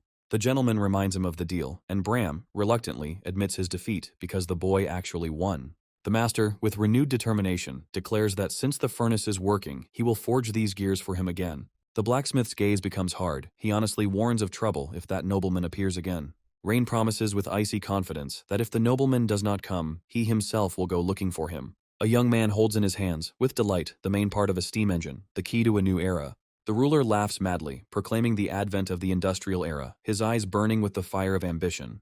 The maid looks at the gear with concern, doubting that it will withstand the crushing power of the steam engine. The girl is full of fear, because any breakdown of the mechanism can lead to terrible consequences for the young gentleman. Ayoria suggests finding dragon ore through her clan, seeing this as the only truly safe solution. Rain explains with slight superiority that Liesel only used dragon ore due to her lack of understanding of industrialization. Armando seethes with righteous anger, demanding that they not dare insult the blessed memory of his great teacher. The ruler reminds the alchemist of the deal he made, according to which he must become his loyal subordinate. The guy sets the gears with perfect precision, and the complex mechanism clicks into place. The gentleman announces with anticipation that right now everyone will witness the birth of a real miracle. The young man pulls the lever decisively, starting the complex mechanism with one movement and breathing life into it. Outside, the huge steam engine roars to life with a deafening roar, marking the beginning of a new industrial revolution. Ioria screams in delight, because young Master Rain's incredible contraption actually worked. Armando looks at the running engine, and a painful image of his beloved teacher appears in the boy's memory. A bright memory takes the alchemist back to the day when Liesel called out to her boy with a shining smile. The little student persistently mastered the complex science under the sensitive guidance of his dear mentor. The teacher, with feigned severity, slapped the fool on the back of the head for yet another mistake in assembling the mechanism. Liesel looked at their joint creation with hope, dreaming that it would one day bring great happiness to people. The last moment of the mentor's life flashes before her eyes, her blood and her last words, bequeathing the car to him. Armando falls to his knees, crushed by the unbearable weight of his great teacher's last wish. Tears stream down the student's face, because his mentor's agonizing dream has finally come true. Rain sympathetically asks to give the guy a little time to live through this pain and joy alone. Armando finally gives in to his tears, releasing all the pain and sorrow he has been suppressing for years. 3 hours later, Bram admits with surprise that he didn't expect the boy to fix this complex contraption. The blacksmith snorts with disdain, because to him it is just a steam engine, a useless pile of metal. Ioria asks young Master Rain in confusion what this thing can do, other than let off steam. The master mockingly suggests that the broken contraption will simply stand here and frighten people with its appearance. Rhine confidently states that the steam engine is not just a smoking contraption, as everyone thinks. The hero with glowing eyes proclaims that before them stands the foundation of the future industrial society. The gnome and the nun look at each other in complete bewilderment, not understanding the meaning of these strange and frightening words. The young man explains that this machine is capable of supplying energy to others by making their gears turn. Before their eyes appears a vision of the future, where factories and textile machines work nonstop. The vision of the future expands, showing transport and even terrifying military machines born from new technology. For all these incredible inventions, the steam engine would become the indispensable and beating heart of progress. Rhine pompously declares that the greatest invention of mankind is the simple and ingenious boiling of water. Ioria looks with childish delight at her stunning young master, Rain, standing on the pedestal. Bram still doubts whether this miracle is really as wonderful as this self-confident guy describes it. The ruler, with a mysterious smile, promises that they will soon understand the true and frightening meaning of his great words. The hero vows to lead them step by step into the world of industrialization, showing them all its crushing power. Suddenly, Lady Priscilla appears, whose arrival in these lands is shrouded in mystery and foreshadows great changes. Rain greets her long-awaited second sister with joyful anticipation. The young man rubs his hands in anticipation, because the dam is almost finished, and he will be able to beg his sister for some money. The knight reports that Lady Priscilla has prepared a gift and demands that she return immediately. Rain is delighted, because if the gift is gold, then she won't have to ask for money. The girl reports with horror that the gift is a group of adult girls. The first sister greets Rain with a joyful cry and open arms. The girl hugs the young man tightly, confessing how much she missed him. The guy responds to the hug, but his gaze shows seriousness before an important question. The young man angrily points at the strangers, demanding an explanation from his sister. The sister, with a flirtatious smile, asks if there really isn't one among them that her brother would like. The hero exclaims in despair that this is not the case at all and leaves. The young man indignantly complains that because of these girls, they now look at him strangely. The sister, with a sly smile, wonders if these people dare to show disrespect to the ruler himself. Rain panics when she realizes that the maid Leia now definitely thinks her master is a real pervert. The boy complains to his sister about the murderous expression on Leia's face, who is usually so gentle with him. The girl notes with a smile that since Alice has an opinion, it means the young man is very dear to her. The hero screams in horror that his sister's train of thought really worries him. The young man demands that she stop joking and immediately explain why she brought so many people here. The sister, seeing her brother's nervousness, agrees to tell the truth, because it's all because of his letter. Rain is completely perplexed. He has no memory of sending any letter. The girl explains that in the letter he had his eye on Rosalind, and she was simply taking care of her brother's happiness. The young man, in shock, shouts that this is a misunderstanding, because he never said that he had his eye on Rosalind. The sister laughingly admits her mistake, but immediately suggests choosing Rosalind, since she was the subject of the conversation. Priscilla continues to tease her brother by asking Alice if she would mind if he married someone else. Leah, with a stony face, replies that Miss Priscilla is joking and that she, as a servant, has no right to comment on it. The maid firmly states that choosing a future wife is a decision that only young Master Rain can make. The guy, embarrassed, asks Leia not to pay attention to this nonsense that his unbearable sister is talking. The girl finally stops joking and orders Gwen to take the arriving girls downstairs so they can rest. Ryan reports that the Elinga Dam will soon be completed, which will not only be able to irrigate fields, but also become a hydroelectric project. The sister, confused, asks what the dam and energy production are, assuming that it is some kind of magic. The young man explains that the energy of the water will be used to run mechanical devices, providing energy. Priscilla is amazed to realize that her brother is talking about the possibility of solving the pressing problem of food. Rain explains that this is neither magic nor mechanics, but a completely different technical system unknown to them. Priscilla suspiciously asks how he could have known about such a complex system. The girl reproachfully reminds him that he always preferred to learn how to wield a sword rather than sit at books. The sister, with a chilling look, demands an answer to who he is and what happened to her real brother. The guy panics and realizes that he has completely forgotten about his past reputation and is now backed into a corner. A flashback shows that he was seriously injured, and this can be used as an excuse. The young man desperately searches for a way to get out of this dangerous situation before his sister suspects something is wrong. The hero calmly explains that after falling ill a month and a half ago, he discovered the world of books. Priscilla recalls a letter from Alice in which she wrote that Rain began to read madly after his recovery. The girl regretfully wonders why she didn't pay attention to what kind of book he was reading then. Rain excitedly shows his sister the book, claiming that it was the source of all his knowledge. Priscilla looks suspiciously at the strange entries in the book, while the boy smiles nervously to the side. The girl proudly declares that he is worthy of being her brother, since he was able to translate the knowledge from books into reality. The young man smiles with relief, because now he has the perfect excuse for why he didn't practice his fighting skills. The sister sympathetically says that she knows how much he suffered and understands his forced inaction. Priscilla touches her brother tenderly, assuring him that she understands his refusal to train for the sake of his life. The girl hugs Rain, admitting that she was simply afraid for him and will never suspect him again. The hero reassures his sister that he is fine and is even capable of great things. Priscilla promises that, no matter what, she will always be on her beloved brother's side. The sister with a warm smile offers her full support in all endeavors on his territory. Rain, with a sly smile, decides to take up his sister's offer because he just happens to have a place that needs help. Priscilla asks skeptically what kind of help her enterprising brother needed so urgently. The young man hopefully asks his sister to invest in his important plan, on which the future of all of Essling depends. The girl doubtfully reminds him that he has already shaken down a lot of resources from the nobles, and that should be enough.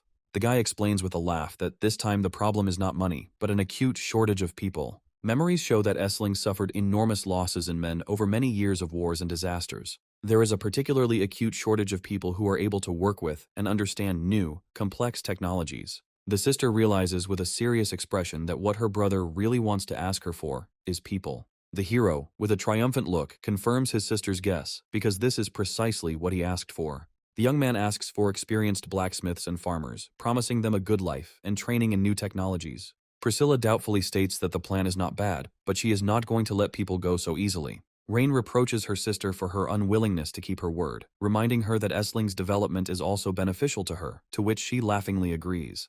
The girl with a sly grin agrees to transport the people, but immediately puts forward her insidious condition. The cold-eyed sister demands to see the results first to convince her of the wisdom of this risky venture. The young man accepts the challenge with confidence, promising his sister to demonstrate the full power of the real industry.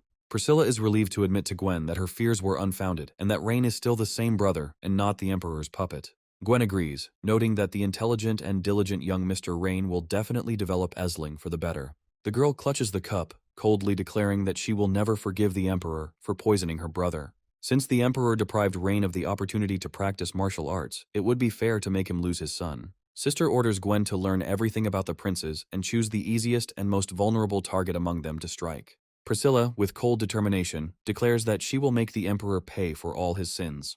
Gwen kneels, assuring her mistress that everything will be done cleanly, efficiently, and without unnecessary fuss. The girl thinks with rage that the dog Emperor touched the most precious person to her, and now revenge is inevitable. In the forest, one of the bandits happily informs the boss that they have captured valuable goods that will bring a huge amount of money. The other two mercenaries are outraged that most of the money is going to old Elderic while they are risking their lives. The boss angrily orders them to shut up, reminding them that the greedy Elderic still provides them with reliable cover. The leader asks with disdain if they really thought they could walk around Esling without a protector. The man, with cold indifference, suggests that the dissatisfied should simply get lost if they do not want to continue this business. Suddenly, a writer brings bad news, announcing that Esling has a new ruler, which leaves the boss in shock. The leader, in a panic, furiously demands to be told immediately what exactly is happening in these lands. The messenger reports in panic that the entire guard at the gates of Esling has been replaced by completely unfamiliar faces. The attempt to bribe the new guards failed, causing only a flurry of uncomfortable questions and suspicions. The boy had to lie about visiting his relatives, and only in this way did he learn that Elderic was no longer the ruler. One of the mercenaries timidly suggests that the boss return before the situation becomes completely hopeless. The leader shouts in rage that there is no way back for them. They are driven into a corner by their own obligations. The boss reminds them of the deal with Duke Esker for 3,000 gold pieces, which they cannot break. One of the bandits expresses a reasonable fear that the new ruler may not release them with the kidnapped women. The leader confidently declares that any ruler is greedy for money, and there is no need to panic about this. The leader decides to pretend to be a caravan of traders in order to capture even more women and test the limits of his luck. One of the thugs, with a nasty grin, asks if they will be able to have fun with the captives tonight.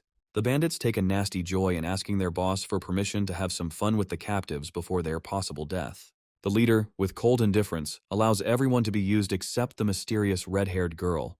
The mercenaries enthusiastically thank their leader and rush to the cart, anticipating some brutal entertainment. The two thugs exchange disgusted, anticipatory glances as they prepare to commit violence against the defenseless. At this time, the young man hurries his companions to take refuge in a cave, preparing for a night sortie. One of the captives, in tears, begs to be released, clinging to the illusory hope of salvation. The big guy with the disgusting grin promises to be gentle, only increasing the unfortunate girl's animal horror. The girl's desperate scream breaks the silence as rough hands grab her, plunging her into an abyss of horror. A sudden commanding shout makes the rapist freeze. The bandit's face distorts with anger and bewilderment. A mysterious warrior in armor appears on the cliff, and her glowing eyes instill a chilling fear in the bandits. The bandits are shocked to see the warrior, and the girl coldly asks what they are doing with the captive. The mercenaries, with vile grins, invite the stranger to join their cruel fun. Suddenly the warrior disappears, leaving the stunned bandits in complete bewilderment. The girl delivers a crushing blow with lightning speed, not giving the enemy even a chance to react. The surviving bandit screams in horror as he looks at his defeated and comically beaten partner. Without giving him time to recover, the warrior unleashes a barrage of furious blows on the second bandit. The scream of horror is cut off as the second mercenary is thrown aside by the deadly attack. Hearing the screams, the remaining bandits realize with alarm that their fun has turned into a bloody massacre. The warrior stands in an ominous red aura, turning into a real demon in the eyes of the bandits. Panicked, the mercenaries start running, desperately calling for help from their boss. The gang leader runs out in alarm at the noise, trying to understand the reason for the panic of his subordinates. The boss furiously orders a halt as he sees his men running in terror from the unknown threat. The surviving mercenaries desperately plead for salvation as the ruthless warrior stands over the fallen. The bandit leader, barely containing his anger, tries to find out from the stranger the reason for the sudden attack. The girl coldly points to the kidnapped captive, directly accusing the bandits of their obvious crime. The boss tries to get out of it by brazenly claiming that they are just slave traders in the service of Duke Eskar. As proof, the man presents a scroll, which he passes off as an official document. The name of Duke Esker makes Rosalind wary, because Mr. Rain has already mentioned him. The memory takes the warrior to the office, where Rain instructed her to monitor all those who arrived from Duke Eskar. Rosalind takes the order seriously, specifying what exactly should be given special attention. Rosalind recalls Rain's funny order to simply look for trouble, which initially left the warrior in a stupor. The gang leader, with a false smile, offers to forget the misunderstanding, hoping to avoid the inevitable reprisal. The girl realizes that Mr. Rain's order was a direct instruction to act against these scoundrels. Rosalind, in a rage, attacks her boss, accusing young Master Rain of causing atrocities on the territory. The warrior, with icy determination, orders all the bandits to kneel, or else they will have only themselves to blame. The leader's patience snaps, and he shouts out an insult with hatred, losing all self-control. A man confidently threatens a lonely girl, doubting her chances of surviving against a crowd. In response, Rosalind demonstrates her unbreakable strength and determination by striking the ground with her spear. The warrior repeats her ultimatum, offering the bandits a final choice between surrender and certain death. The leader, maddened with rage, rushes into the attack, confident that the impudent girl is seeking her own death. With one easy movement, the warrior disarms the leader, demonstrating a stunning superiority in strength. A cry of pain echoes across the clearing as the boss's body is sent flying backwards from the crushing blow. The fallen leader lies on the ground with the tip of a spear at his throat, fully aware of his defeat. Rosalind, holding the leader, gives an ultimatum to the rest of the bandits, leaving them no choice. The sudden arrival of reinforcements greets Lady Rosalind, finally crushing the mercenaries' morale. The girl imperiously orders all the criminals to be arrested and thrown into prison until Mr. Rain makes a decision. The warrior hurries to report to the young master's office, understanding the importance of what happened. Rosalind kneels before Rain, reporting the capture of a suspicious caravan from the lands of Duke Eskar. The young man is jokingly happy that the girl found problems for him so quickly and easily. Rain, with a predatory smile, praises Rosalind and eagerly asks about the actions of the captured caravan. Rosalind reports that the captured caravan was carrying slaves with documents from Duke Eskar. The warrior looks at the young master in bewilderment, not understanding the reason for his sudden reaction. Rain is furious that these bastards dared to trade people in the territory of the new ruler. The young man, together with his maid, resolutely heads to the dungeon to see the chained leader. Rain, with icy calm, reproaches the bandit for the unheard-of impudence of trading people in other people's lands. The prisoner, with a cheeky grin, reminds that it was the young man who dared to go against the powerful Duke Eskar. The man, with impudent self-confidence, advises the ruler to join their alliance, otherwise the young man will face a miserable end. The bandit's words about the former ruler make Rain and the maid tense up, suspecting a deep conspiracy. The bandit proudly boasts of a long-standing alliance, revealing the horrific scale of the underground slave trade. Rain's eyes flash with an icy fire, and the young man demands that the location of the remaining captives be revealed immediately. The prisoner, laughing madly, taunts Rain, demanding humiliating pleas for information. The young man warns with icy calm that the bandit's life is in his hands, and he will regret his stubbornness. The leader boasts confidently of Duke Eskar's protection, believing that it makes him invulnerable. Rain grabs the man's chin sharply, making it clear who is really in charge here. The bandit, still trying to save face, accuses the young man of empty threats and pretense. With a deceptively sweet smile, Rain orders the maid Leia to teach the impudent man an unforgettable lesson. Leia raises the knife without hesitation, and the prisoner's desperate cry of horror echoes throughout the dungeon. As the man writhes in pain, the young gentleman watches calmly, waiting for him to break. Unable to withstand the torture, the bandit panics and shouts out a confession, revealing the location of the abandoned hut. Rain immediately orders Leia to send Rosalind with the cavalry to rescue the kidnapped girls. Rain warns the prisoner with an icy threat that lying will cost him more than his own life. The dying bandit gleefully reports that a squad of elite assassins of Duke Eskar is waiting for them in the hut. The leader, with a mad laugh, predicts their inevitable death at the hands of professional assassins. The scout reports to the young master that the hut is indeed occupied, confirming his worst fears. Rain gives a clear order to set up an ambush, intending not to miss any of the Duke's henchmen. At the door of the hut, Rosalind prepares for the assault as tensions build to a fever pitch. Opening the door, Rain, the warrior, and the maid are frozen in shock by the horrific scene inside. Inside, they find cells containing girls terrified to death, begging for mercy. The sight of numerous cages containing captive women reveals the true scale of the slave traders' cruelty. Shocked by what he saw, the young man immediately orders Rosalind to bring out all the rescued girls. A sudden arrow aimed at Rosalind breaks the tense silence of the hut, signaling a trap. The warrior repels the attack with lightning-fast reactions, demonstrating her incredible combat power. Rosalind panics and screams at Rain about the danger, realizing that they have fallen into a deadly trap. The cavalry squad instantly closes their shields, creating an impenetrable wall to protect the young master. More figures emerge from the shadows, and Rain coldly wonders if they are Grand Duke Ardalian's men. The leader of the group, with deceptive calm, suggests avoiding conflict and resolving everything peacefully. Rosalind scornfully rejects the offer, declaring that they have nothing to talk about with such knights. The young man stops his faithful warrior, deciding to personally deal with the unexpected guests. The leader, with a cynical grin, admits to having collaborated with Duke Eskar for many years in the sale of slaves. A man coldly exposes the monstrous profits of human trafficking, valuing every life in gold. The leader of the assassins tempts Rain with a share of the annual profits, promising a profitable partnership. The man makes an even more vile offer, promising to find and deliver goods for free at will. Rosalind is seething with rage, ready to destroy the bastards for their mere suggestion. Rain plays along with a sly grin, asking about the amount, which leaves Rosalind in complete shock. The leader confidently offers 10,000 gold coins a year, believing that the deal is already in the bag. The young man sneers contemptuously, asking if they take him for some kind of beggar. The young man boasts that his sister gives him much larger amounts of pocket money. The confused leader of the slave traders asks the milord how much money he wishes to receive. Rain, with an imperturbable expression, names the absurd sum of 100,000 gold coins per month. The leader explodes with indignation, shouting that they don't earn that much in a year from selling slaves. Rain interrupts the bargaining with icy indifference, making it clear that he is not interested in pitiful handouts.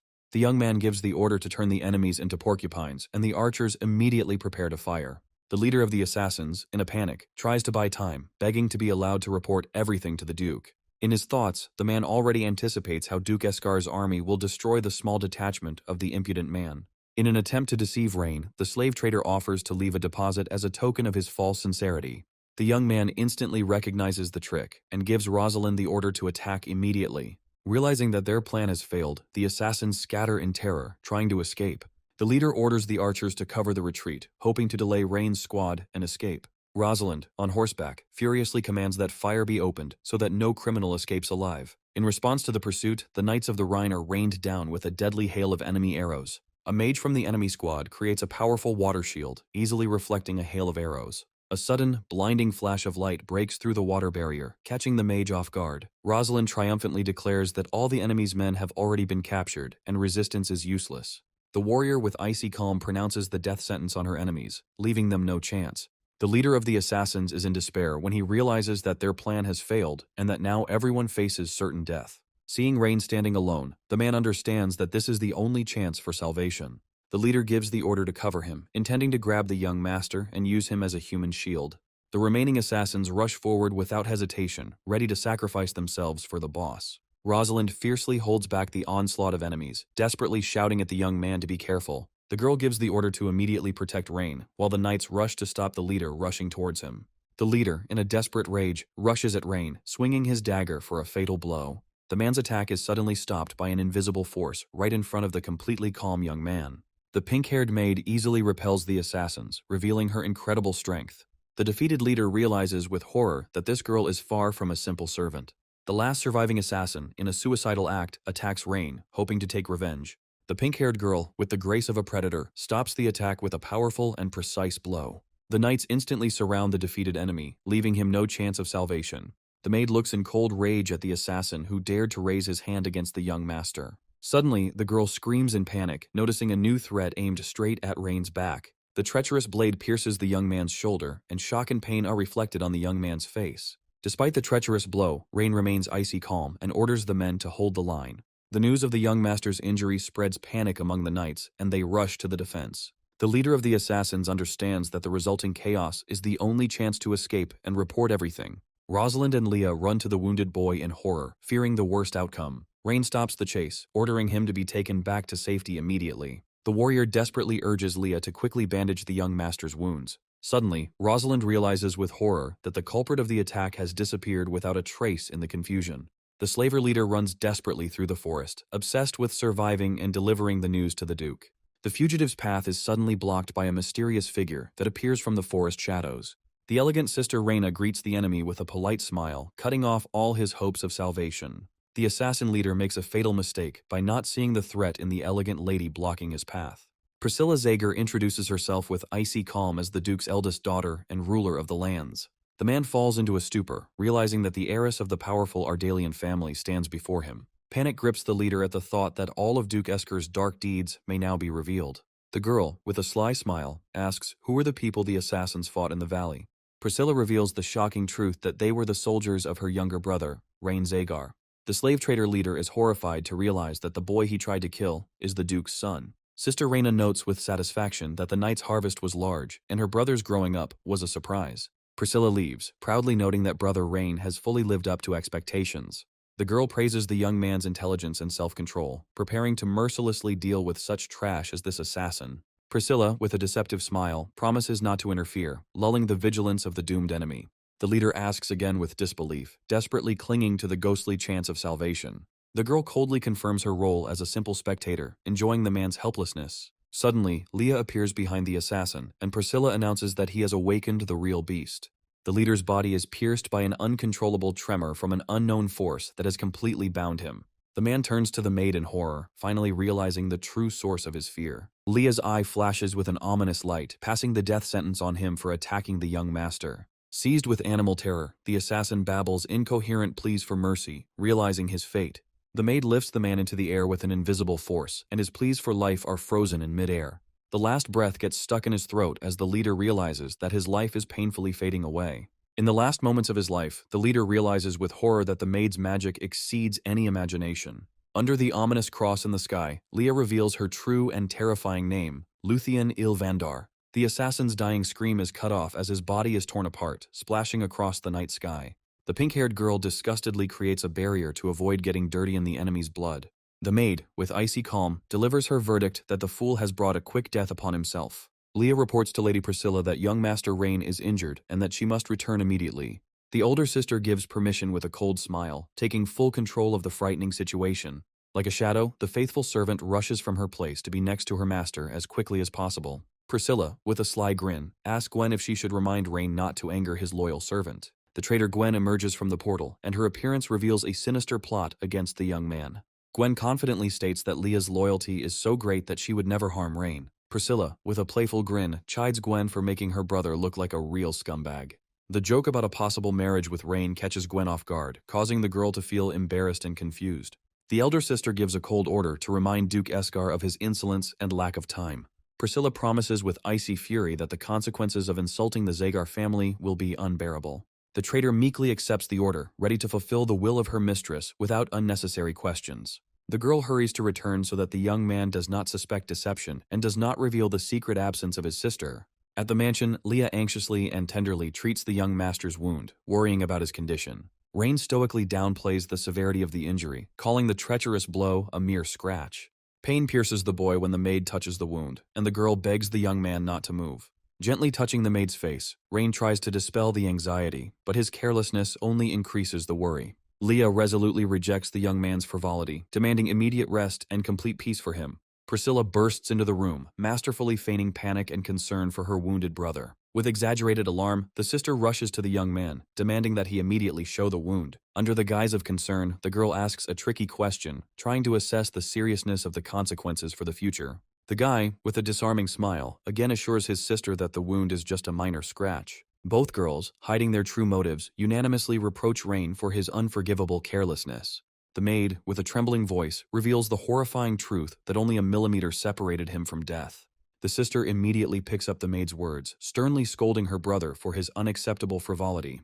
The image of concern is replaced by an icy gaze, and Priscilla demands a full account of what happened from her brother. Rain tells with cold determination how interrogating the bandits revealed the terrible truth about the slaves in the valley. The guy recalls the failed negotiations that inevitably led to a brutal fight for the women's lives. The young man calmly explains that in the darkness, he did not notice the treacherous dagger that cost him the wound. Priscilla throws herself onto the table with feigned anger, feigning rage at the bandits' unheard-of audacity. The girl reminds with icy contempt that slavery in the lands of Zagar is punishable by the most cruel death. Leah, comforting the master, reports that the captured slave traders turned out to be people of the hated Duke Esgar. The sister's face is distorted by a malicious grin at the thought of Esgar's cowardice, who dared to act behind her back. The young man suggests that insider Elderic has been helping the Duke amass a bloody fortune for years. Priscilla mentally curses Elderic for the trouble he's caused, contemplating her next ruthless move. Rain shows mercy by planning to give the rescued women an education and a new life in the city. Priscilla praises her brother with false pride, recognizing the wisdom in his noble impulse. The young man shyly declines the praise, sincerely wanting only to benefit his family. The girl, feigning concern, promises to leave Rain alone, reminding him of her sisterly love.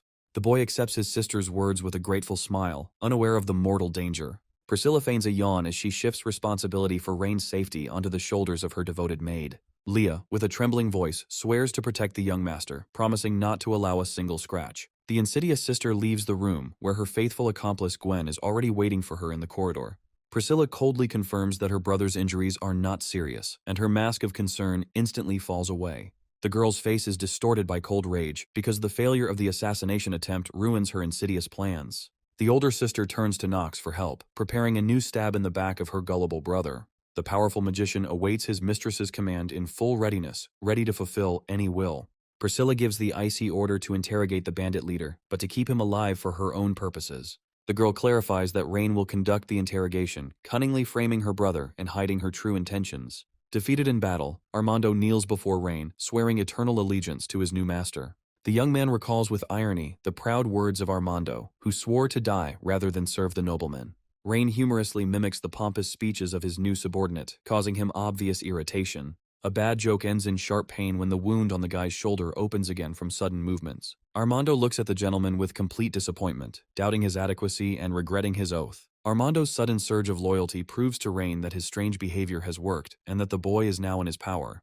Confused and completely broken, Armando admits defeat and readily asks how he can be of service. Rain, with cold seriousness, tests Armando one last time, demanding a final answer. The boy, with ardent determination, swears eternal loyalty, ready to serve his new master. The young man enthusiastically takes the oath, announcing the beginning of a new era and grandiose plans. As if bestowing a crown, the young man appoints the stunned Armando as the first director of the workshop. The alchemist falls into a stupor, not understanding how his modest talents can be useful in such a position. With a mysterious smile, Rain hands his subordinate a mysterious blueprint, the key to future prosperity. The guy reveals his ambitious plan to industrialize Usling, starting with the construction of a dam. Armando studies the drawings in awe and shock, realizing that Rain's genius surpasses even his teachers. The solemn moment is interrupted by the sudden appearance of a stranger who bursts in with disturbing news. An urgent incident makes everyone freeze, and the atmosphere of hope is replaced by an ominous premonition. The sudden news of the brutal murder of the bandit leader in the dungeon leaves everyone in shock. Rain surveys the crime scene with icy calm, trying to find even the slightest clue. The night girl reports that the lifeless body was discovered by a guard just half an hour ago. The bloody symbol on the wall becomes an ominous riddle, the key to which is hidden in the darkness. The red-haired sorceress silently senses the invisible, her magic reaching out to the source of evil. The magician anxiously confirms his worst fears. Traces of forbidden dark magic remain in the dungeon. The news of the presence of dark magic causes everyone to feel a chilling sense of horror and a premonition of great trouble. The young man notes with bitter irony that his lands, full of talent, have also given shelter to followers of darkness. Leah desperately begs the master to immediately leave the cursed place, fearing for his life. The young man dismisses the maid's concerns with disarming calm, underestimating the true threat. The red-haired sorceress reluctantly agrees with Leah, feeling that the ominous aura of the dungeon is becoming unbearable. Dark magicians appear as ruthless killers who operate from the shadows, leaving no trace. The sorceress ponders aloud the motives for the murder, suspecting that someone was desperately trying to silence the bandit. The mage's gaze is full of concern. She warns Rain of a mortal threat if he has become a target of dark forces. The ruler of Esling addresses the rescued girls. His voice sounds confident and promises them a new life. The young man, with a serious expression, offers the former captives a choice on which their future fate will depend. The first sentence gives hope of returning home, but fear and confusion can still be seen in the girls' eyes. As a second option, the young man offers them shelter, work, and protection, turning them into his subjects. The guy tries to defuse the situation by kindly asking one of the girls if she remembers the way home. A painful silence becomes the answer, and Rain bitterly realizes that the trauma has erased the captive's memory of the past. The nun sympathetically explains that the exhausted children do not believe in the sincerity of help after the horrors they have experienced. The woman sadly warns the young man that winning the trust of broken souls will be incredibly difficult. Rain, with childlike spontaneity, declares her talent for getting along with children and sends Leah out for a treat. A young man with a warm smile offers hungry children the best cookies in Usling, hoping to break the ice. The guy tenderly hands the cookie to the most frightened girl, giving her freedom of choice and without putting pressure. The little girl takes the treat with trepidation, her eyes full of doubt, but curiosity gets the better of her. The delicious taste of the cookies causes a storm of delight in the girl, erasing the shadow of fear from her face. The other children, seeing their friend's sincere joy, pounce on the treat, forgetting their previous mistrust. Rain, with a sly smile, offers to play a game that will help him discover their secrets. One of the girls, with timid curiosity, inquires about the rules, taking the first step towards her savior. Rain, with a sly smile, explains the rules of the game, where you can buy truth or courage for cookies. After a few hours, the ice of mistrust melts, and the game turns into a timid dialogue. Finally, one of the girls, Mia, has trouble remembering her home, a village called Glen. The young man gratefully praises Mia for her bravery, his gentle touch giving her hope. The young man promises the girl a safe return, his gaze full of determination and care. The guy gives the order to immediately prepare an escort, turning words into real actions. The ruler realizes that he needs a reliable person to look after the remaining children. Driven by curiosity, Rain decides to use his ability to see hidden talents. The scan shows only normal characteristics, and the hero's face darkens with disappointment. Suddenly, the young man's gaze freezes on the profile of a girl, whose incredible features shock him. The red-haired girl sits alone, her body covered in bruises, but her eyes reveal an unbroken will. Rain is amazed to see that Aaliyah Farran's stats are comparable to those of Leia, his strongest knight. Priscilla interrogates Nox in a mysterious setting, trying to unravel the mystery of the bandit leader's death. The magician coldly denies the murder, admitting only that he tortured the prisoner with dark magic. The woman asks with icy calm whether the torture succeeded in extracting any information. Knox is disappointed to report that the bandit turned out to be just a pawn who knew nothing about the customer's plans. Priscilla is lost in thought, not understanding why anyone would want to silence such an insignificant figure. The sorcerer makes a sinister guess that death was not the goal, but merely a means to something greater. Knox's gaze turns icy when he hints at black magic rituals that require human sacrifice. The woman's face is distorted with alarm, and she gives a stern order to protect young Master Rain at any cost. Knox bows meekly before Priscilla as she takes satisfaction in the fact that her cunning plan has finally worked. In the bedroom of Duke Escar, a mysterious ritual unfolds in which a woman heals another with the help of shining light. The seductress in the lace mask tenderly kisses the Duke, her touch full of lies and hidden motives. The idyll in the chambers is broken by the sudden appearance of a guard, interrupting the intimate moment at the most inopportune hour. A warrior with a serious face reports the arrival of an important guest, whose appearance foreshadows a serious conversation. The Duke embraces his companion with undisguised irritation, his anger directed at the uninvited visitor. The guard reports that Lord Elderic of Aisling has arrived to discuss urgent matter, and tensions are rising. A cynical grin distorts Duke Escar's face at the thought of what new gift Elderic has prepared for him. The man coldly pushes his mistress away, ordering her to take the guest to the office and preparing for a business meeting. The Duke's thoughts are filled with anticipation of a new victim, and he eagerly awaits another beauty from his supplier. Duke Escar greets Elderic with false joy, hiding a predatory impatience behind his smile. The guest's late visit makes the man suspicious, and his gaze becomes cold and appraising.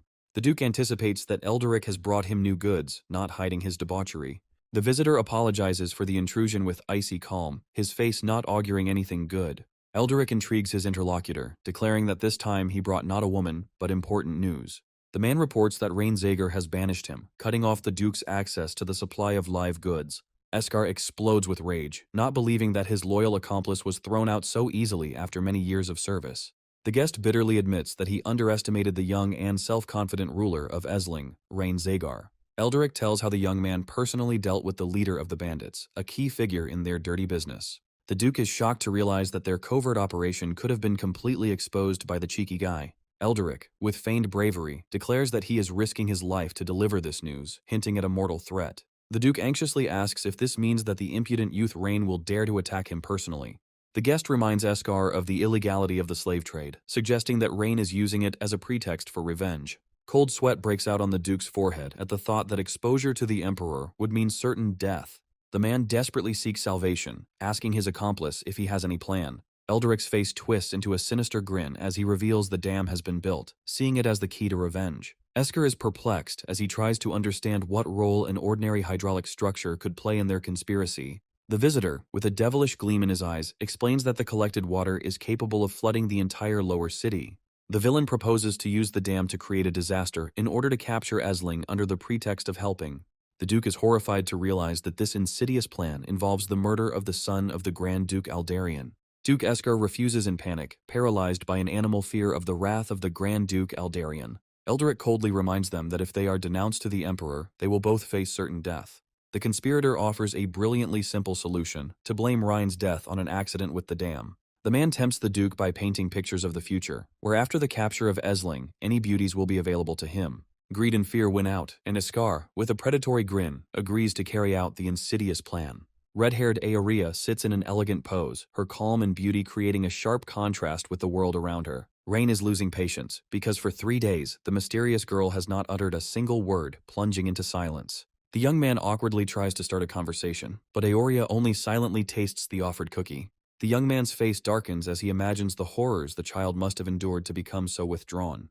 The sudden appearance of the maid interrupts Rain's heavy thoughts, bringing him back to reality. The maid excitedly reports the completion of the dam, foreshadowing long-awaited changes. A smile of relief lights up Rain's face, as this success is the first glimmer of hope in a long time. The young man looks at his comrades with enthusiasm, anticipating the beginning of a new era for the city. The young man orders Leah to gather the nobility and elves so that everyone can witness this historic moment. The boy softly addresses the silent Aoria, inviting the girl to a grand celebration in honor of the victory. Rain tries to melt the ice in the child's heart by promising not only treats, but also the company of his peers. Having received no answer, the young man leaves the maids with the girl, giving her freedom of choice. At the foot of the dam, the elf and Priscilla anxiously ask if the structure will withstand the onslaught of the elements. The Elven Queen's face expresses concern, because even magic is powerless against the fury of the mountain streams. Rain reassures his companions with unwavering confidence, his calm contrasting with their fears. Rain exudes absolute confidence, claiming that he personally checked every detail of the dam's flawless design. Selena gracefully floats in the air, reporting to the young master that all orders have been fully completed. The girl describes in detail the powerful stone slabs and iron mechanisms that guarantee the reliability of the structure. The young man looks at Selena with approval, his gesture expressing the highest praise for the work done. The guy solemnly invites the elf and Priscilla to share with him the historic moment of the first release of the water. Rhine enthusiastically proclaims that this engineering marvel will bring new life and hope to the city. The Elven Queen looks with alarm at the rising waters, fearing for the fate of the lands in the event of a catastrophe. Priscilla also expresses doubt about the safety of the giant structure, her gaze full of worry. The woman in the hat is adamant that they cannot risk the lives of ordinary people for this project. The young man, with unshakable confidence, stops the panic, guaranteeing the complete safety of the verified design. The powerful flow of water symbolizes not just the irrigation of the land, but the complete transformation of the future of the entire city. Rhine declares with unwavering faith that this dam will be a miracle that they will all create together. The Elven Queen and Priscilla prepare to witness the great moment with bated breath, casting aside all doubts. In solemn silence, Rain and her faithful companions turn the lever, launching a new era. The sudden appearance of Eldrick, hovering in the sky, ruins the triumph, his figure casting an ominous shadow. The villain's face is distorted by a smug grin. He enjoys the effect produced by his daring return. Rain and his companions are stunned. The young man can hardly believe his eyes, recognizing in the uninvited guest an old enemy. Priscilla explains with disdain that the man is a former rebel lord, exiled by Rain's brother. Eldrick turns to the young man with sarcastic surprise, not expecting to see him alive and well. A confident grin never leaves Rain's face as he challenges his enemy, coldly inquiring about the purpose of his visit. Eldrick proudly announces his new status as a noble of an enemy empire, defying the past. Rain, with a sly grin, suggests that the traitor's pitiful situation forced him to crawl back. The villain's face is distorted by a grimace of hatred as he shouts that he has returned for merciless revenge. The young man mockingly asks if the lone avenger has lost his mind. Eldrick bursts into evil laughter, reproaching the young man for his stupidity in believing in his loneliness. The villain triumphantly reveals his trump card, a squad of powerful magicians ready to unleash destructive magic. The man describes with glee how water magic will destroy the dam and swallow the entire city whole. The Elven Queen's face is distorted with horror. She cannot believe the reality of this monstrous threat. Priscilla, with icy fury in her voice, warns Eldrick of the consequences if he dares to take this step. The girl swears on the name of her family that she will find and punish the traitor, no matter where he runs. Eldrick revels in their impotent rage, his mad laughter echoing across the dam. The villain concentrates a clot of pure magic in his hand, preparing to deliver a crushing blow. The man fires a magical projectile into the sky, ordering his mages to begin their attack. Rain, Priscilla, and the elf stand frozen in shock, their gaze fixed on the water. In the distance, a giant wave rises, the result of witchcraft, ready to crash onto the dam. The Elven Queen, in a panic, begs Rain to flee, as the place has become deadly dangerous. The young man remains unperturbed, his calm in the face of the elements bordering on madness. The girl, with despair in her voice, asks the young man if he is sure that the structure is strong. The guy with a predatory grin declares that every screw of this stone fortress is calculated with perfect precision. A giant wave, empowered by magic, looms over the dam, ready to swallow everything in its path.